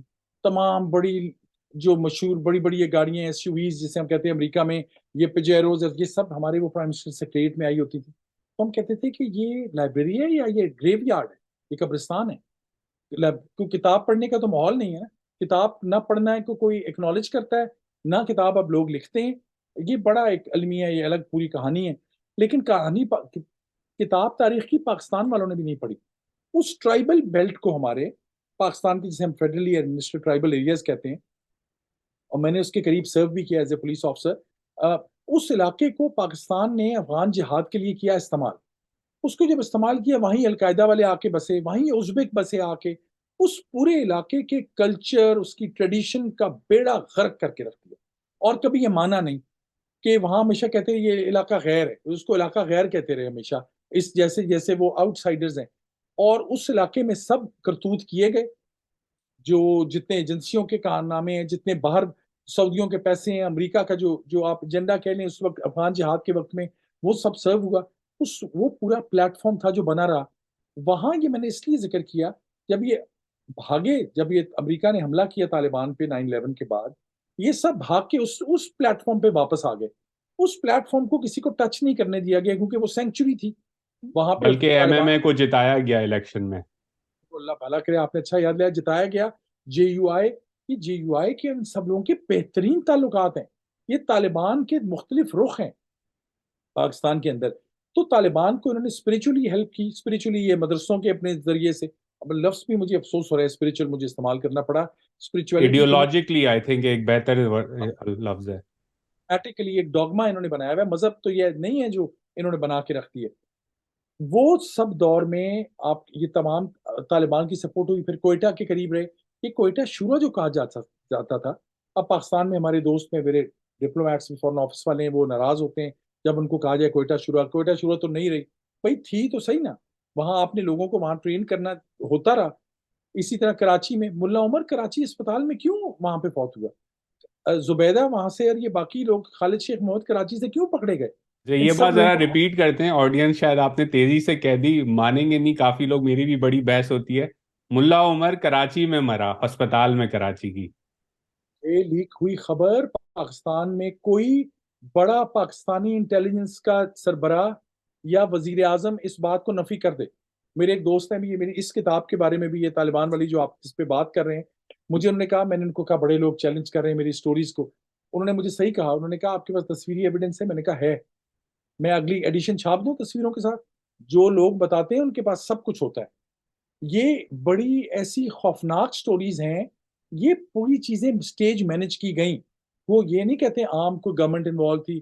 مجھے لگتا ہے فوج کے بڑے ادارے بھی شاید انوالو نہ ہوں. بعض لوگ ہوتے ہیں پرانے سیلز میں. ایک آپ یہ بات آ گئی ہے تو یہ تھوڑی سی کھول دیتے ہیں. جو پاکستان کے حساس ادارے تھے, ISI, جو 1980s میں جنہوں نے افغان جہاد لڑا, جب ایک ISI کے جنرل تھے جن کے زمانے میں سب قاضی صاحب تھے, انہوں نے کہا کلین کر دیں, نکال دیں, کک آؤٹ کر دیں سب کو نکال دیا گیا. وہ کون لوگ تھے؟ اس میں وہی لوگ تھے, وہ ایک اسکواڈرن لیڈر ہوتے تھے ایئر فورس کے, کیا نام تھا ان کا, خالد. ابھی پرانی ای میلز ان کی مجھے میرے پاس موجود ہیں. جو کرنل امام جن کو کہا جاتا تھا, بریگیڈ صاحب تھے, بڑے اپنی طرف سے ڈیڈیکیٹڈ تھے, جن دونوں کو بعد میں تحریک طالبان نے مار دیا. یہ جتنے پرانے ISI کے لوگ تھے جنہوں نے افغان جہاد میں بڑی محنت کی, ان لوگوں نے اس وقت وہی لڑنا سب سے بڑا پاکستان کا دفاع تھا. امریکن ایڈ آ رہی تھی جس سے پاکستان سروائیو کر رہا تھا. وہ سب بعد میں جب ان کو نکالا گیا ایجنسیوں سے, یہ سب کنسلٹنٹ بن گئے انہی ایکسٹریمسٹ گروپس کے. اور وہ ایک پوری کیڈر تھی جس کو پاکستان نے استعمال کیا. وہ موجود تھے لوگ, وہ القاعدہ, اور یہ بن لادن, آج تک یہ بات تو آدھی ہوئی, وہ رپورٹ لکھی بھی ہے, بن لادن ابتباد میں کیسے رہ رہا تھا, ایجنسیاں نہیں رکھ رہی تھی. مجھے I have no doubt it was not a Pakistani official project. کی نئی کتاب آئی ہے, ضمن ذکر آ گیا, بن لادن پیپرز, بڑی اہم کتاب ہے. پاکستانی وہی پڑھتے نہیں ہیں, پاکستان کی کتابوں جگہ پہ موجود ہے. جو اس ابتباد کے اسپیس سے جب امریکن ہیلی کاپٹر نکلے تو وہ بہت سے ڈاکومنٹس لے کے نکلے. وہ تمام ڈاکومنٹس ڈی کلاسیفائی کیے گئے ہیں, ایک اسکالر کو دیے گئے, اور وہ لوگوں نے پڑھ کے اس پہ کتاب لکھی. اس میں ایکچولی پاکستان کو میں تو وہ کتاب بیسٹ سیلر اس لیے ہونی چاہیے کہ وہ پاکستان کو کلین ایکچولی وہ سلیٹ دیتی ہے. وہ کتاب یہ کہتی ہے کہ پاکستان کی ایجنسیاں کسی طور انوالو نہیں تھیں بن لادن کو رکھنے میں, کیونکہ اس وقت بن لادن پاکستانی ISI کا سخت مخالف تھا. وہ ڈرتا بھی تھا, ان کو گالیاں بھی نکالتا تھا. لیکن کوئی پرانے 4-6 لوگ ہوں گے نا جنہوں نے جا کے اس کو وہاں اسٹیبلش کیا. وہ جو لوگ جو ایجنسیوں سے بھاگے ہوئے نکلے ہوئے لوگ تھے, وہ پھر آپ کے لیے ناسور بن جاتے ہیں ان دا لانگ ٹرم.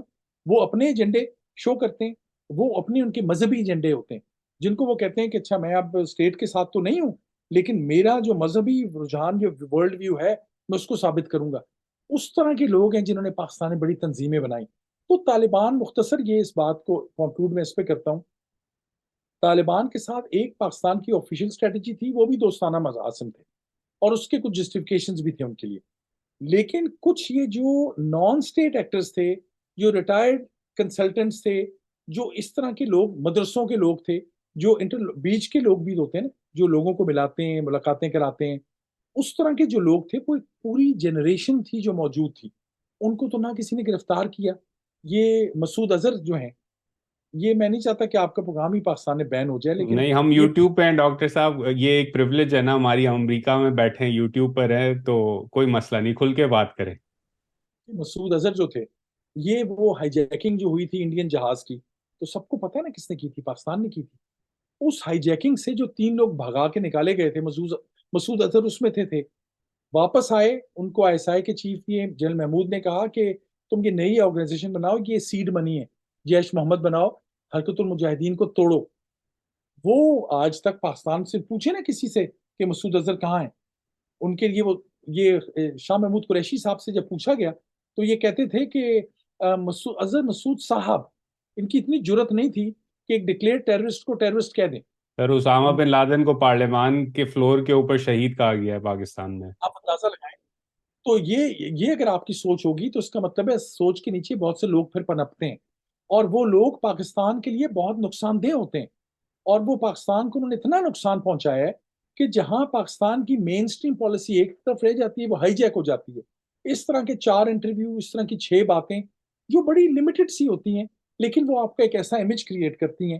تو یہ پاکستان کی طالبان پالیسی تھی جس نے نہ پاکستان کو کچھ دیا، اور اگر پاکستان کو کچھ دیا بھی تو وہ یہ کہ تحریک طالبان پاکستان جس نے دہشت گردی کا بازار گرم رکھا پاکستان میں، طالبان آج آپ کو وہ حوالے کرنے کو تیار نہیں ہے، وہ 4 گز لمبی گالیاں نکالتے ہیں پاکستان کو۔ کوئی تو پانچ یہ ہزار آپ نے شاید، مجھے ایگزیکٹ نمبر یاد نہیں ہے، کتاب میں لکھا ہے کہ کتنے پتہ نہیں 100,000 سے زیادہ ہی تھے طالبان، تحریک طالبان کے لوگ، جو ہمیں بتایا جاتا تھا پاکستان کی طرف سے کہ اشرف غنی کی government N D S support کرتی ہے ٹی ٹی پی کو، اور جب کابل گرا تو بعد میں پتہ چلا کہ طالبان نے ٹی ٹی پی کے کوئی ہزاروں لوگ چھوڑ دیے، اور وہ آج ہم دیکھ رہے ہیں روزانہ کی بنیاد پہ پاکستان کے اندر دہشت گردی کی کارروائیاں ہو رہی ہیں۔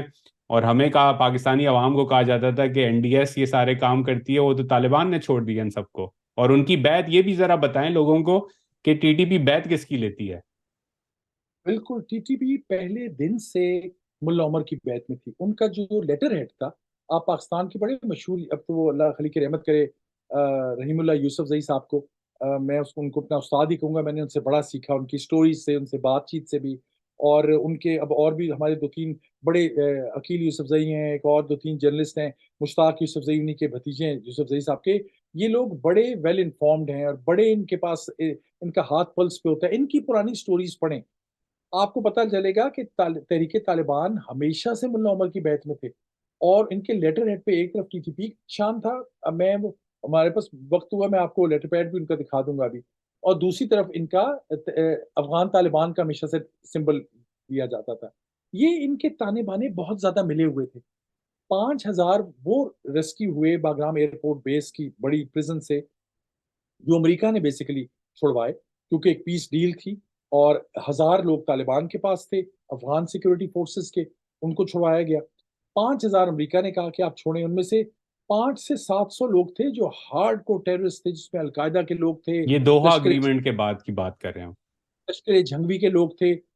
چلیں، امریکہ کو سمجھ نہیں آئی، انہوں نے کیونکہ اپنا ریپ اپ کرنا تھا، تو افغان طالبان کو تو اتنی عقل ہونی چاہیے تھی کہ اس کے اندر کون کون لوگ ہیں، ان کو چھوڑا۔ پہلے دن سیلیبریشن ہوئی بہت بڑا، وہ پاکستان کے کسی سوشل میڈیا پہ وہ چلایا بھی گیا، جو اہم ترین ٹی ٹی پی کے ٹیررسٹ تھے ان کو افغان طالبان نے چھوڑا، ان کو ہر جگہ جسٹیفائی کیا، ان کو ہر موقع پہ جب پاکستان نے جا کے ان سے بات کی انہوں نے ان کو ڈیفینڈ کیا، اور انہوں نے کہا ہم نہیں چھوڑتے ان کو۔ پاکستانی جو ہینڈلرز تھے افغان طالبان کے، یہ بھی جب یہ گئے جنرل فیض حمید وہاں پر چائے پینے کے لیے، تو یہ مجھے فرسٹ ہینڈ سمجھے پتا ہے، پاکستان کے فورن آفس نے ان کو لکھ کے کہا کہ خدارا یہ آپ سب کے سامنے نہ جائیں، ہماری ایمبیسی الگ جگہ پہ بڑی سیف جگہ پہ ہے، جس سے آپ کو ملنا ہے ہم ان کی ملاقات کراتے ہیں، ان کو لے آتے ہیں، آپ ان کو پبلکلی نہ جائیں۔ یہ گئے، انہوں نے پبلکلی شو آف کیا۔ الٹیمیٹلی 33 کیبنٹ ممبرز میں سے پاکستان کی مرضی کے کتنے آئے؟ 5-6 پاکستان کے دوست آلریڈی ان کے نام تھے، 5-6 انہوں نے، میں اندازن کہہ رہا ہوں بٹ کیلکولیٹڈ اندازے کے بیس پہ کہہ رہا ہوں، 5-6 اور اپروو ہو گئے۔ 1/3 کا کیبنٹ جو ہے وہ پاکستانی دوستوں پر مشتمل تھی۔ یہ سمجھا یہ جاتا ہے کہ سارے افغان طالبان بالکل بھی پاکستان کی جیب میں نہیں، 1/3 میں کہوں گا، کیونکہ ادر 1/3 ہے جو دوحہ والوں کے پسندیدہ لوگ ہیں، ان لوگوں کی مارکیٹنگ اور مینجمنٹ میڈیا انٹرنیشنل اتنی زبردست ہے، ٹرکی کی بھی اور یو اے ای کی بھی اور باقی گلف کنٹریز کی بھی، کہ وہ مینیپولیٹ کر لیتے ہیں، یا مینیپولیٹ کہہ لیں انفلوئنس کر لیتے ہیں انٹرنیشنل میڈیا کو۔ پاکستان والے نہیں کر سکتے، پاکستان والے نعرے لگانے میں زیادہ آگے ہیں۔ وہ میں یہی کہنے والا تھا، ہمارے لوگ پیٹ کے ذرا ہلکے ہیں نا، زیادہ شور شرابہ کرنے کا شوق ہے۔ کی ہر بات جو ہے وہ ساری دنیا کو پتہ ہوتی ہے، اور اس کی وجہ سے ان کا پاکستان میں نقصان ہوتا ہے، پاکستان کی انٹرنیشنل اسٹیچر کو بھی اور پالیسیز کو بھی۔ یہ کاش کو پاکستان میں بھی انویسٹیگیٹ کو ایک جو ہے پورا کمیشن بننا چاہیے پاکستان کے اندر، جو یہ ساری طالبان پالیسی کو ریوائز کرے اور اس کو دیکھے کہ ہم نے کیا کھویا کیا پایا۔ مجھے لگتا ہے کھویا زیادہ، کیونکہ اب ذمہ اب اگر ٹوڈے خدا نہ خواستہ اگر یہ اب کوئی ایکسٹریمسٹ گروپ، چاہے داعش والے ہوں، چاہے یہ القاعدہ کے ریمننٹس ہوں، چاہے افغان طالبان کے کوئی ایکسٹریمسٹ ایلیمنٹس ہوں، ان کے میل جول سے، ان کے نیٹ ورک سے اگر کوئی ٹیررسٹ اٹیک دوبارہ ہو گیا ریجن کے اندر، گلوبلی تو ویسٹ میں تو بہت ہی خطرناک بات ہوگی، ہے یورپ میں، ریجنلی بھی ہو گیا، تو لوگ پاکستان کو کہیں گے کہ آپ سب سے بڑے ان کے دوست ہیں، آپ کی بات انہوں نے نہیں مانی۔ پاکستان کی اب تھوڑی سی آسانی اس نیریٹو میں اس لیے ہو گئی ہے کہ پاکستان تو ٹی ٹی پی کو نہیں کچھ کہہ سک رہا۔ طالبان نے last thing on this point, Afghan Taliban نے پاکستان نے بھیجا نا، تقی عثمانی صاحب بڑے قابل قدر شخصیت ہیں دیوبندی اسکول آف تھاٹ کے اندر، ان کو بھیجا پاکستان نے افغانستان۔ یہ ان کی اس میٹنگ کے نوٹس جو ہیں وہ لوگوں نے جانتے ہیں، لوگ انہوں نے پڑھ کے سنائے ہمیں بھی، انہوں نے بدتمیزی کی باقاعدہ کندھار میں ان کے ساتھ، ان کو سنب کیا گیا۔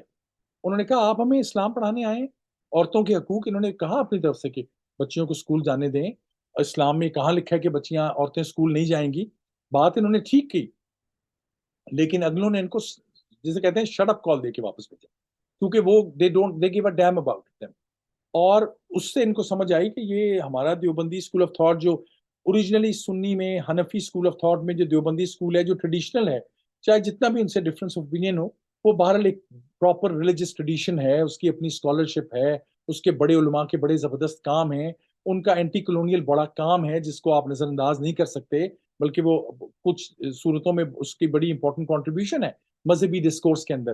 لیکن آج کی جو یہ تحریک طالبان پاکستان ہے، یہ تو پاکستان کے بھی خلاف ہے، یہ کہتے ہیں کہ پاکستان اسلام کے نام پہ کیسا ملک بنا ہے، ہم تو ٹرانس نیشنل لوگ ہیں۔ ان میں سے کسی گروپ نے اگر کوئی دہشت گردی کی تو پھر اس کا نتیجہ کیا نکلے گا؟ اور پاکستان میں یہ جو بعد میں بات ہو سکتی ہے، پاکستان میں اب جو ایک افراتفری ہے، اور یہ یہ جو تحریک انصاف کے لوگ بھی جو کچھ ان کے تھوڑی سی سپورٹ بیس یہ کنسنٹرک سرکل ہے خیبر پختونخوا پروونس اور ٹرائبل ایریاز میں، ان لوگوں نے اگر ویپن اٹھا لیا اور یہ کوئی بات اس طرف چل نکلی، تو یہ جتنی ریڈیکلائزیشن ہوئی ہے اور یہ جو طالبان پالیسی تھی جس پہ ہم اصل بات کر رہے ہیں، یہ بڑی ہی ڈینجرس پالیسی تھی پاکستان کی۔ پاکستان کو اس نے اگین کوئی میں جملہ دہراؤں گا، پاکستان نے کھویا زیادہ ہے، پایا بہت ہی کم ہے۔ اس پہ میں کیونکہ آپ نے ریجن کی بات کی تو میرا اگلا سوال یہی تھا کہ اب وہ پاور میں آ چکے ہیں، ایک طرح سے ریورس اسٹریٹجک ڈیپتھ ہو گئی ہے، کہ پہلے ہوتا تھا کہ پاکستان میں لوگ سوچتے تھے کہ ذرا ہمیں بھارت کو کنٹرول کرنے کے لیے تھوڑی افغان سرزمین پہ سپورٹ ملے گی، تو اب ٹی ٹی پی نے ادھر سپورٹ سیف ہیونز بنا لی ہیں جن کے لیے طالبان کہتے ہیں کہ آپ پیسے دیں تو ہم ان کو ریلوکیٹ کریں گے اور پھر جو ہے کام آگے بڑھے گا۔ اور آبویسلی آپ نے افراتفری کی بات کی، تو پاکستان میں حالات ایسے ہیں کہ لوگ تو اٹینشن بھی پے نہیں کر رہے، لیکن روز کی تعداد پہ اٹیک ہو رہے ہیں خیبر پختونخوا اور بلوچستان کے اندر۔ تو آپ کتاب میں بھی لکھتے ہیں کہ طالبان کی یہ جیت، جس طرح کابل انہوں نے کیپچر کیا، یہ ریڈیکل موومنٹس جو ہیں خطے کے اندر، ان کے لیے بڑی ایک وکٹری ہے، اور اس سے ان کو بڑے آئیڈیاز آئیں گے۔ ہم دیکھ رہے ہیں آئی ایس کے پی آلریڈی ہے، اسلامک اسٹیٹ داعش جسے کہا جاتا ہے۔ میں اگر سوچوں اپنی ریسرچ سے جو میں نے فلیچر میں کی، آپ کی کتابیں پڑھ کے اس پہ بلڈ کیا تھوڑا سا، کہ چین کا جو ہے وہ ایسٹرن ترکستان اسلامک موومنٹ ہے، جو شنجیانگ کے ویگورس کی ریڈیکل موومنٹ ہے، ازبیکس کی ایک ریڈیکل موومنٹ ہے، چیچنس کی ہے، تاجک اور ترکمین کے پاس وہ اٹیک ہوتا ہے، ایران سے بڑا تعلق ہے اٹیکس کا، رسک کا۔ اسی طرح پھر آپ سعودی عربیہ ریفارم کرنے کی کوشش کر رہا ہے تو اس کو ایک بڑا سا رسک ہے۔ تو آپ کس طرح دیکھتے ہیں یہ خطے میں امن کو، اسٹیبلٹی کو، as a result of this the victory essentially of insurgency in the form of the Taliban? دیکھیے، میرا یہ بائی ویسٹرن سٹینڈرڈ جو میں بات کرنے لگا ہوں، یہ زیادہ کنٹروورشل ہے، پاکستان کوئی بات شاید زیادہ وہاں پہ سمجھ آئے گی۔ میں کنونسڈ ہوں کہ آپ نے یوز آف فورس کر کے دیکھ لیا، آپ نے ایک نئی افغانستان میں حکومت بنانے کی کوشش کر کے دیکھ لیا، جن لوگوں کو پارٹنر بنایا وہ ایسے ڈرپوک بزدل اور جاہل نکلے اور کرپٹ نکلے کہ ان کی کریڈیبلٹی کلیپس ہوئی، تب طالبان واپس آئے۔ اب آپ کو طالبان سے ایک دفعہ دوحہ میں میری بڑے لوگوں سے بات ہوئی، وہ میں مختصر ذکر کرتا ہوں۔ جو امریکن ڈیلیگیشن طالبان کو ملے دوحہ میں، انہوں نے مجھے ان میں سے ایک بڑی اہم شخصیت نے کہا کہ جب ہم نے پہلے دن گفتگو شروع کی طالبان سے، تو ہم نے سمجھا ہے بڑے جاہل قسم کے، گنوار جسم کہتے ہیں، بدتمیز قسم کے لوگ ہوں گے، یہ شاید کوئی الٹی سیدھی بات کریں گے۔ کہتے ہیں انہوں نے اتنا کوہیژن دکھایا، انہوں نے اتنی آرگنائزیشن دکھائی، وہ اتنے اسکلفل تھے، انہوں نے اپنی نیگوسیشنز میں بڑے آرگنائز طریقے سے بات کی، تبھی امریکہ نے ایک ریشنل طریقے سے ان سے بات چلائی۔ تو طالبان کے اندر وہ ایلیمنٹس موجود ہیں جو ریشنل قسم کے لوگ ہیں، جو انتہا پسند نہیں ہیں، جو کابل میں بہت سی کیبنٹ پوزیشنز ان کے پاس ہیں۔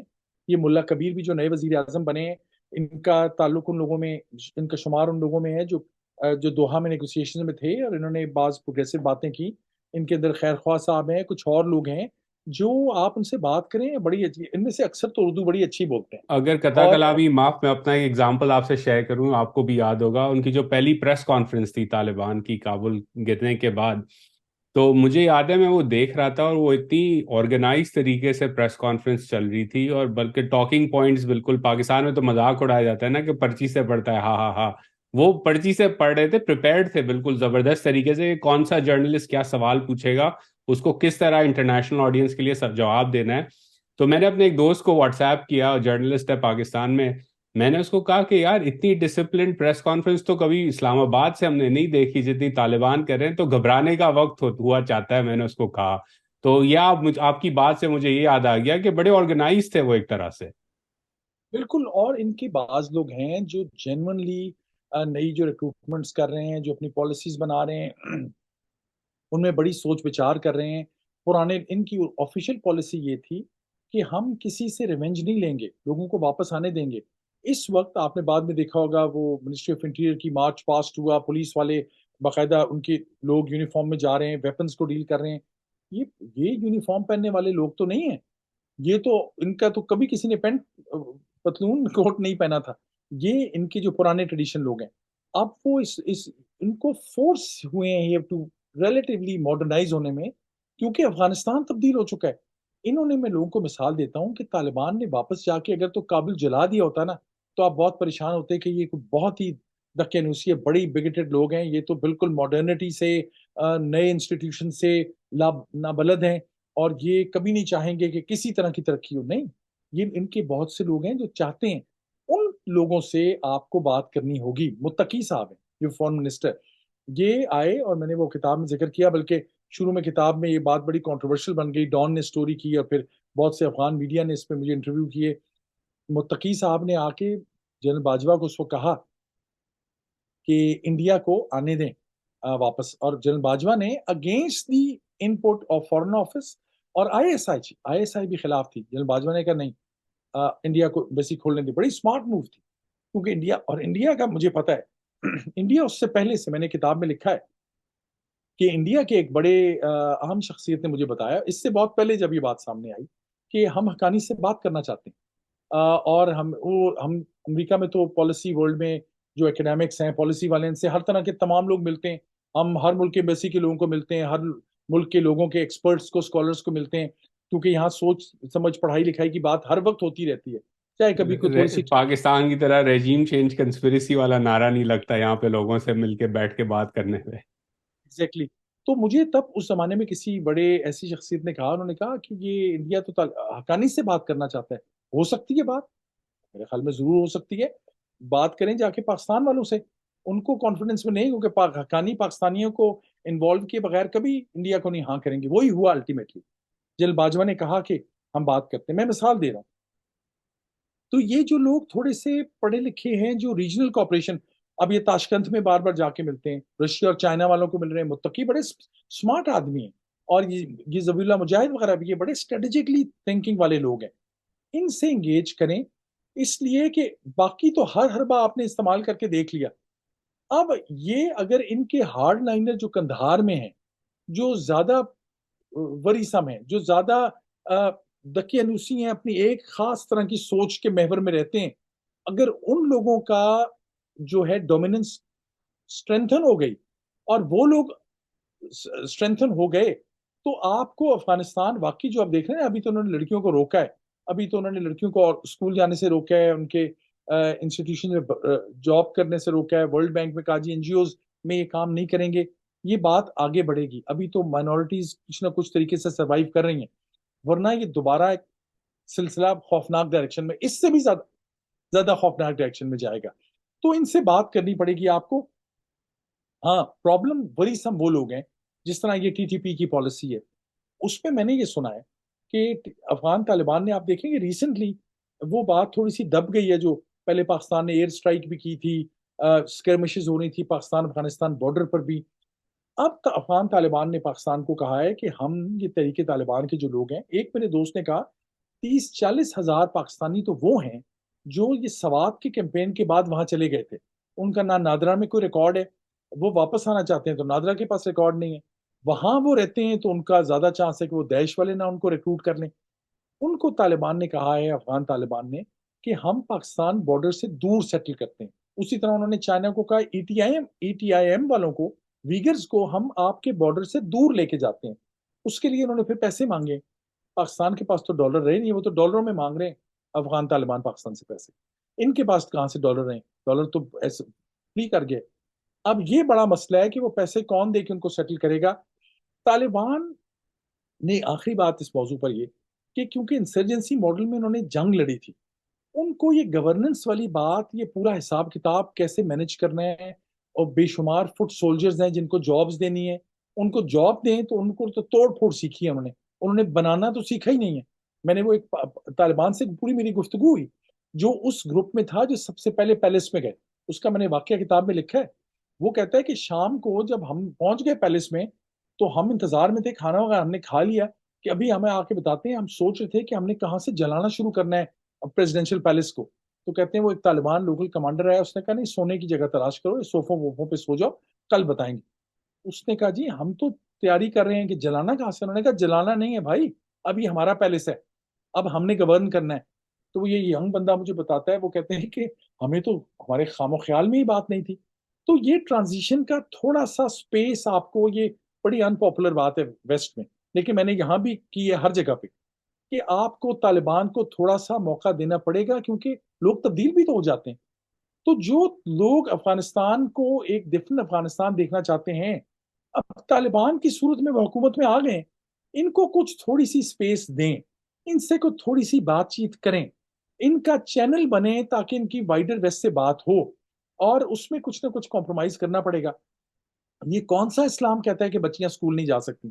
یہ یہ کون سی اسلام کی کتاب پڑھتے ہیں؟ حضور اکرم صلی اللہ علیہ وآلہ وسلم نے پہلے دن کہا کہ علم حاصل کرنا پڑے تو چین تک جاؤ. وہ بعض لوگ اس حدیث کو چیلنج کرتے ہیں، لیکن وہ یہ تو کسی نے نہیں کہا کہ اسلام نے عورتوں کی تعلیم سے روکا. ہر جگہ آیا کہ اسلام نے کہا کہ آپ نے تعلیم حاصل کرنا آپ پر فرض ہے، چاہے مرد ہو چاہے عورت. یہ آتھینٹک اہم ترین حدیث ہیں. یہ اگین بتائیں نا ہمیں کہ یہ مذہب کی کون سی کتاب پڑھ رہے ہیں. اور مذہب کی کتاب کے نام تو عام مسلمان کو نہیں پتا. اس کو جو مولوی آ کے مسجد میں، جو لا کے مولوی ہیں، وہ جیسی بات کہہ دیتے ہیں اگلے ماننے والے مان جاتے ہیں، کیونکہ آپ کی پولیٹیکل اکانومی ہے مذہب کی. مذہب کو آپ مذہب کے طور پہ تو پڑھ ہی نہیں رہے. مذہب تو آپ نے ڈوگما بنا دیا ہے، کیونکہ آپ نے اس کے ساتھ ایک پولیٹیکل اکانومی شامل کر دی ہے. اس مولوی کے ہاتھ میں آپ نے بندوق دے دی ہے، گاڑی کی اس کو چابی دے دی ہے ایس یو وی کی. وہ اسلام ہے، نیا اسلام جو اس ریجن کے اندر پھیل پھول رہا ہے. اس اسلام سے تو ان کو کیا خیر کی توقع ملے گی؟ اس سے تو جو اصل مسلمان بیچارے سچے دل سے یا مذہبی جہان رکھتے ہیں، وہ ڈرے ہوئے پھر رہے ہیں ان لوگوں سے کہ پتہ نہیں ہمارے پہ کون سا فتویٰ لگا دیں گے. یہ ہے المیہ، یہ زیادہ بڑا المیہ ہے. طالبان کا مسئلہ تو شاید حل ہو جائے. مذہب کو جن لوگوں کے ہاتھوں انہوں نے بیچ دیا ہے، مذہب کی جو کتابیں لوگوں کے سامنے ایکسیپٹیبل بنا کے پیش کر دی ہیں، مذہب کے جو رویے لوگوں کو مذہب کے نام پہ سکھا دیے ہیں، قتل و غارت، فتوے، ہر ایک کو ٹالرنس. اسلام کا مذہب تھا ٹالرنس کا مذہب. اسلام کا جو حضور اکرم صلی اللہ علیہ وسلم کی ذات نے جس طرح لوگوں کو تبدیل کیا، محبت سے تبدیل کیا. یہ ان کی پیغام میں کہیں آپ کو محبت کا پیغام نظر آتا ہے؟ یہ ہے اصل المیہ. یہ تبدیلی کب ہوگی، کیسے ہوگی، یہ ہے اصل بڑا کوشچن میری نظر. I couldn't agree more, doctor Abbas. اور یہ ڈینجرس ہے، کیونکہ پاکستان میں میں تو کبھی کبھار جاتا ہوں تو میرے اپنے دوست ہی کہتے ہیں کہ بھائی باہر بیٹھ کے ایسی باتیں نہ کرو، پتہ نہیں برابر میں کوئی سن رہا ہو وہ غلط مطلب نکال لے، فتویٰ لگا دے، بندوق نکال دے، کچھ بھی ہو جائے. اور یہ ہوئے ہیں واقع ہمارے سامنے ہیں پاکستان میں. بڑی عجیب سی سچویشن ہے. آخری سوال جانے سے پہلے آپ سے کہ ام، پاکستان میں جیسے آپ نے کہا افراتفری ہے، ڈالرز کا شارٹیج ہے. ایک مجھے جو کنسرننگ بات اس پورے کرائسس میں نظر آ رہی ہے، کافی مہینوں سے چل رہی تھی، مئی 9 کے بعد زیادہ ہو گئی ہے، کہ ایک لسانی رنگ دیا جا رہا ہے اس کانفلکٹ کو، P T I versus the state, کہ جی پشتون آ گئے ہیں لاہور، انہوں نے فائرنگ کی ہے یا جلاؤ گھیراؤ کیا ہے، یا افغان آ گئے ہیں، یا ان میں طالبان کے لوگ ملے ہوئے ہیں. مجھے بڑا خوف آتا ہے اس بات سے، کیونکہ آپ نے میرے سے زیادہ دیکھا ہے پاکستان میں لسانی بنیاد پہ جو ہے لڑائی جھگڑے، اور ایک تاریخ ہے پاکستان کے خطے کے اندر پنجاب اور پشتونوں کی، رنجیت سنگھ کے زمانے سے پہلے سے چلی آ رہی ہے، ہم نے اس پہ تاریخ بھی پڑھی ہے. تو آپ کیسے دیکھتے ہیں یہ جو مکس ہے ریسرجنٹ طالبان کا، خیبر پختونخوا کے جو پرانا جسے ٹرائبل ایریا کہا جاتا ہے وہ خیبر پختونخوا کا حصہ ہے، وہاں پہ اس کی ڈس انفرینچائزمنٹ کا، اور ایک جو سیاسی لوگ ہیں چاہے وہ سافٹ کارنر رکھتے ہوں، لیٹ سے ان میں سے کچھ طالبان کے ایڈیالوجی پہ، وہ صرف پی ٹی آئی کے لوگ نہیں ہیں، اس میں جے یو آئی ایف کے لوگ بھی ہیں، جماعت اسلامی کے بھی ہیں، پی ایم ایل این تک کے بھی لوگ میں جانتا ہوں جو اس طرح کی کے ویوز رکھتے ہیں. کیا آپ کو لگتا ہے کس طرح ڈیل کرنا چاہیے اس چیز سے؟ کیونکہ یہ ایک ڈینجرس بات ہے کہ آپ اس کو سیاسی مفادات کے لیے ایسا رنگ دیں، جو آگ ایک دفعہ لگ گئی تو ایٹ لیسٹ میرے نزدیک اس کو بجھا کوئی نہیں سکے گا پھر. بہت آپ نے اچھا سوال کیا، اور یہ بڑا المناک قصہ ہے. اس میں دو باتیں کرتا ہوں. یہ تاریخ کیونکہ اب نئے لوگ زیادہ نہیں پڑھتے، میں بار بار اس لیے کہہ رہا ہوں کہ تاریخ کی کتاب پڑھنی چاہیے. یہی کام بنگالیوں کے ساتھ ہوا تھا، اور ان کو آپ نے ایک اس طرح ڈیمیننگ طریقے سے ذکر کیا، ان کے قد چھوٹے ہیں، یہ لینگویج اور بولتے ہیں، یہ پتہ نہیں ہندو، ان میں ہندو اثرات بہت زیادہ ہیں، جیسے آپ پنجاب میں کم ہیں، اس طرح سے کہتے ہیں. اور اس کی وجہ سے نتیجہ دیکھا ہم نے. آپ نے سندھی کو بھی ایک دن ایسا کہا، بلوچی کو بھی کہا، پٹھان کو آپ نے کہا. پٹھان سے بچوں کو پنجاب میں آئی بلونگ ٹو چکوال، اور میں پنجابی ہوتے ہوئے بات کہہ رہا ہوں. آپ نے ڈرایا نا ہمیشہ کہ یہ پٹھان بابا آ رہا ہے، پٹھان بابا. وہ آپ نے ہمیشہ ڈرا کے ایک نیگیٹیوٹی کریٹ کی. میں یہاں تک کہوں گا عزیر کہ اگر پاکستان نے اپنی افغان پالیسی بناتے وقت جو اصل پٹھان پشتون ہے پاکستان کی، ان کی بات سنی ہوتی نا، خان غفار خان کو انہوں نے پاکستان کا دشمن نہ پیش کیا ہوتا، تو یہ ان کی پالیسی طالبان کی بڑی اچھی طرح حل ہو جاتی. انہوں نے شروع سے، پٹھانوں نے کہا شروع سے کہ یہ آپ جو افغان جہاد کر رہے ہیں نا، یہ بڑا خطرناک کام ہوگا. کسی کی بات نہیں سنی. جتنا پروگریسو، میں تو پشاور میں رہا ہوں، پلا پڑا ہوں، ابتداد میں، پشاور میں، اور میں وہاں کے جانتا ہوں. میں اس لیے یہ بات کروں، پولیس کی نوکری بھی میں نے ثوابی اور مردان میں کی، تو میں اس کلچر کو جانتا ہوں بہت اچھی طرح. مجھے یہ بات کہتے ہوئے ہو رہا ہے، وہ عمران خان صاحب جس طرح ہر بات پہ کہتے ہیں میں اس کو جانتا ہوں، میں یہ اس طرح نہیں کہہ رہا، زیادہ نہیں جانتا میں، لیکن میں ان لوگ کے بیچ میں رہا ہوں، ان کی ہاسپٹیلٹی کو میں نے دیکھا ہے. پاکستان کے جب افغان جہاد کے کروشل ترین ایئرس تھے، جب یہ ٹی ٹی پی کی وار کے بھی اہم ترین ایئرس تھے، اس میں ہم نے کبھی کسی پاکستانی پٹھان جرنیل کو کسی آئی ایس آئی کے اہم عہدے پہ نہیں رکھا. انہوں نے جب نیک محمد کو امپاور کیا، جس سے آپ کے سارے جو اہم خان تھے، جو اصل میں آپ کو بیچ میں مسائل کو حل کرا دیا کرتے تھے، ان کو تباہ و برباد کر دیا. جس نے ایک، میں پنجابی ہوں کیونکہ خود تو میں یہ لبرٹی لے سکتا ہوں، کوئی اور کہے تو ہمیں بعض دفعہ برا لگتا ہے.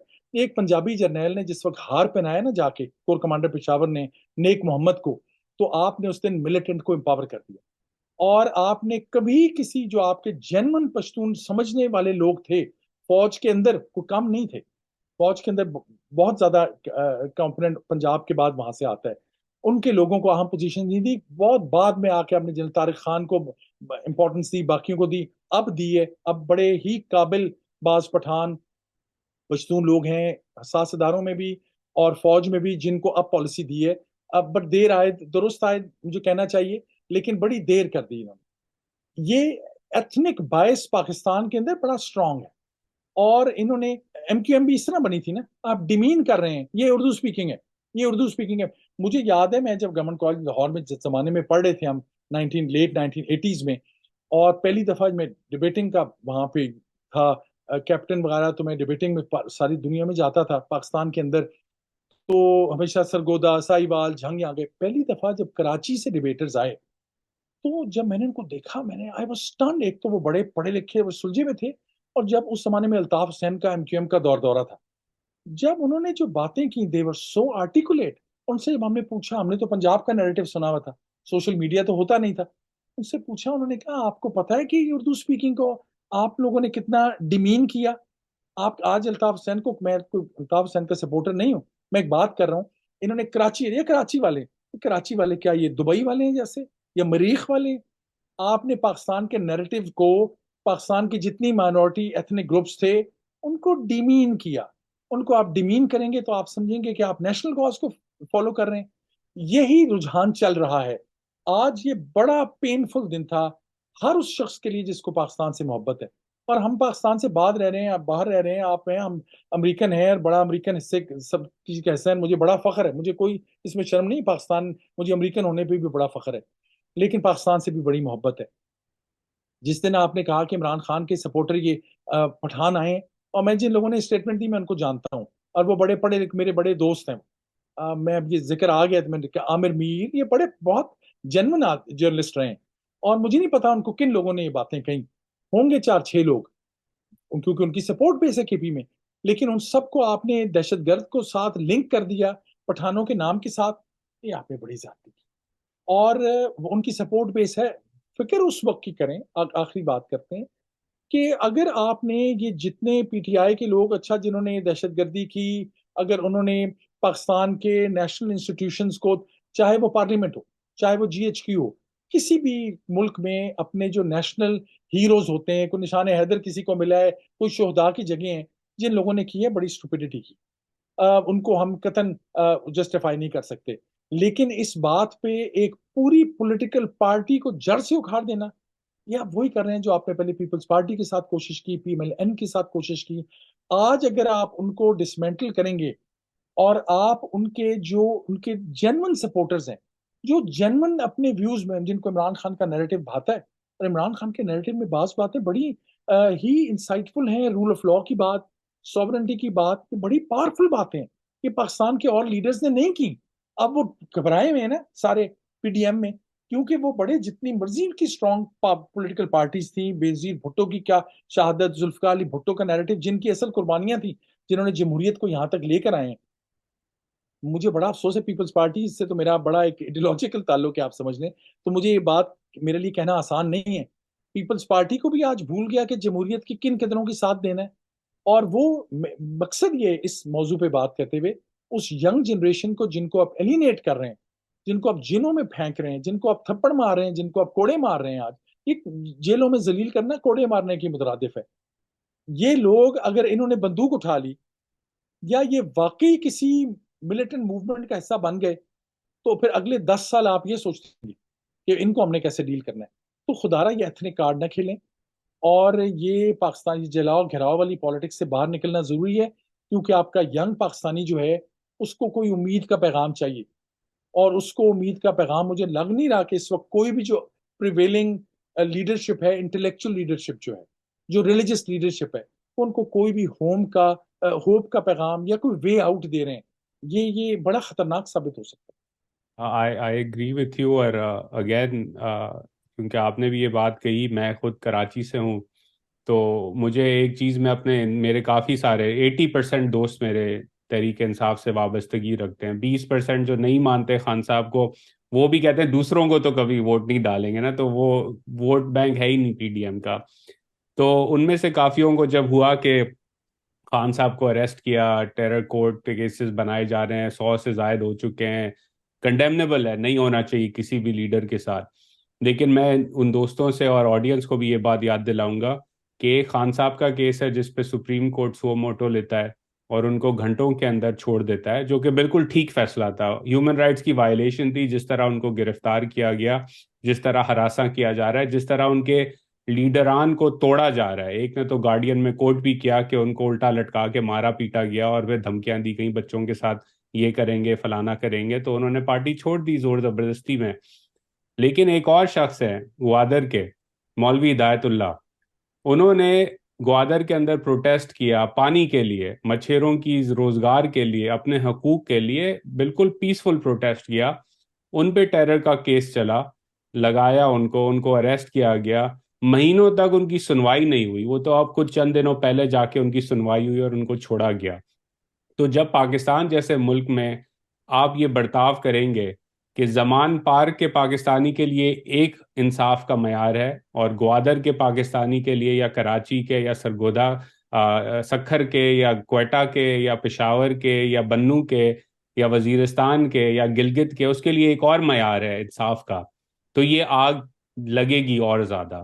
اور اب ہم دیکھ رہے ہیں کہ یہ آگ لگائی جا رہی ہے پنجاب کے اندر بھی، اور یہ میسج ریزونیٹ کرے گا عمران خان کا، چاہے آپ کے ان سے، میں اگری کرتا ہوں آپ کی بات سے جتنے بھی اختلاف ہوں، لیکن یہ جو انصاف کی بات ہے، یہ جو غیرت کی بات انہوں نے کی ہے، یہ جو آزادی کا نعرہ، ایک طرح سے ووٹ کو عزت دو کے نعرے کو انہوں نے فلی کیپچر کر کے حقیقی آزادی کا نعرہ بنا دیا ہے، یہ بڑی ڈینجرس لیول پہ بات آ چکی ہے، کیونکہ آپ اس کو آج دبا دیں گے، کل دبا دیں گے، پرسوں تو ابھرے گی نا یہ موومنٹ کسی نہ کی، شاید خان صاحب نہ اس کو ابھار سکیں، کوئی اور آئے گا، اور پاکستان کی آبادی under 30-60% of the population, 250 million کا ملک ہے، تو اس کو اتنا آسان نہیں ہوگا کنٹرول کرنا زور زبردستی اور جبر سے۔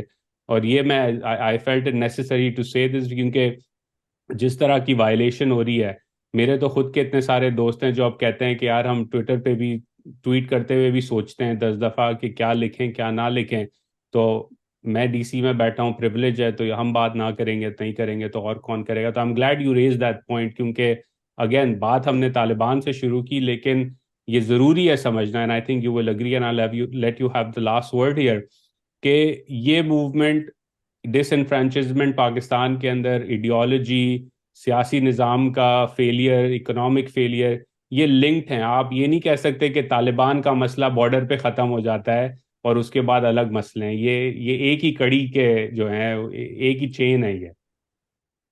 کوئی شک نہیں، آپ نے بڑی اچھی بات کی، اور ہم نے وہ مختلف آ، جو ہے ایک دور دیکھیں، اور کوئی I'm not that old, I'm 54، میں 20-25 سال 30 سال پہلے کی بات کر رہا ہوں جب پاکستان میں تھے، پھر بھی آپ کا جو پڑھائی لکھائی والے سرکلز ہیں لاہور میں، کراچی میں بھی میں جانتا ہوں، جو بڑی جہاں انٹلیکچوئل گفتگو ہوتی تھی، جو ان موضوعات پہ مسلسل بحث کرتے تھے، جو لوگوں کو جوڑنے کی بات کرتے تھے، چاہے وہ مذہبی ہو، جب ہم نے دیکھا یہ سیکٹرینزم ہوا، سپاہی صحابہ کا سیکٹرینزم، یا سپاہی محمد کا یہ شیعہ سنی فسادات، اور اولیاء کی صوفیاء کی درگاہوں پہ اٹیکس ہونے شروع کیے، اس نے پاکستان کی ایسنس کو ہلا کے رکھ دیا ہے۔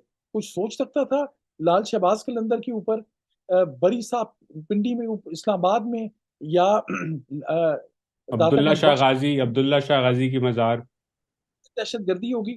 یہ اگر آپ بھلا نہیں سکتے، وہ تھوڑا سا پینٹ کر کے اس جگہ کو بنا کے، اس مذہبی انتہا پسندی نے پاکستان کی جڑوں کو ہلا کے رکھ دیا۔ اس کا طریقہ یہی ہے کہ یہ پولیٹیکل گیمز جو ہیں ختم کی جائیں۔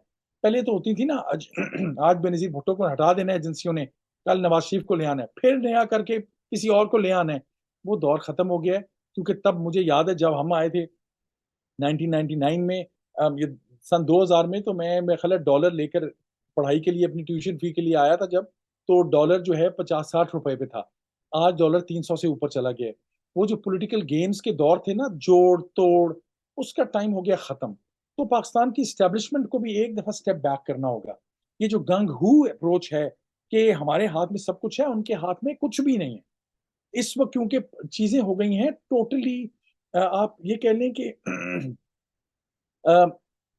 Because of social media, because of empowerment of the young in so many different ways، اس میں سوشل میڈیا کا ہی زیادہ کردار ہے، لیکن لوگوں کے پاس زیادہ پولیٹیکل اویئرنیس پاکستان میں بڑھ گئی ہے۔ اس میں یہ اگر آپ نے کسی ایتھنک کمیونٹی کو یا کسی ایک خاص سوچ رکھنے والے لوگوں کو کچلنے کی کوشش کی یا دبا دینے کی کوشش کی، یا آپ نے سمجھا جس کی لاٹھی اس کی بھینس، تو شاید وہ شارٹ ٹرم میں تو چل جائے، لیکن لانگ ٹرم میں خدارا یہ پاکستان کا جو آئیڈیا تھا وہ اس وقت ایٹ سٹیک ہے۔ تو اس لیے یہ سوچنا ہوگا کہ جوڑنے کی کوشش کریں، لوگوں کو کی عزت کرنے کی کوشش کریں، لوگوں کو یہ پی ڈی ایم کا کہہ دینا کہ یہ دہشت گرد ہیں، ان سے ہم بات نہیں کریں گے، بڑا مجھے افسوس۔ بلاول بھٹو نے بھی کہا we follow each other on Twitter. I respect him. I hope the best for this young man. But ये कह देना कि ये दहशतगर्द हैं, हम इनसे बात नहीं करते, कल ये लोग आपके बारे में ये कहते थे या आपकी पार्टी के लोगों के बारे में। तो जब पावर आ जाए और आप भी वही करें जो दूसरे ने आपके साथ किया। इमरान खान ने बड़ी कॉम्प्लिकेटेड और बड़ी नेगेटिव पॉलिसीज थी बात, उन्होंने भी जर्नलिस्ट के साथ ये किया। वो तमाम जर्नलिस्ट हमारे बड़े बड़े अच्छे दोस्त हैं, मैं थोड़ा सा हैरान होता हूँ उनकी बात पे। वो सब इमरान खान के साथ अपनी जाती दुश्मनी वहां बैठे। भाई उसने गलत किया था तो बड़ी गलत बात थी।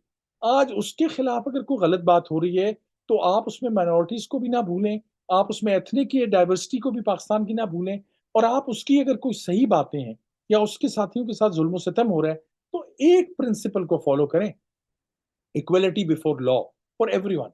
अगर इन्होंने इक्वलिटी बिफोर लॉ अब दोबारा ना उसकी तरफ परस्यू किया तो मैं कहना नहीं चाहता कि मुझे क्या डार्क आर नजर आ रहा है पाकिस्तान के लिए। अल्लाह पाकिस्तान को उससे बचाए।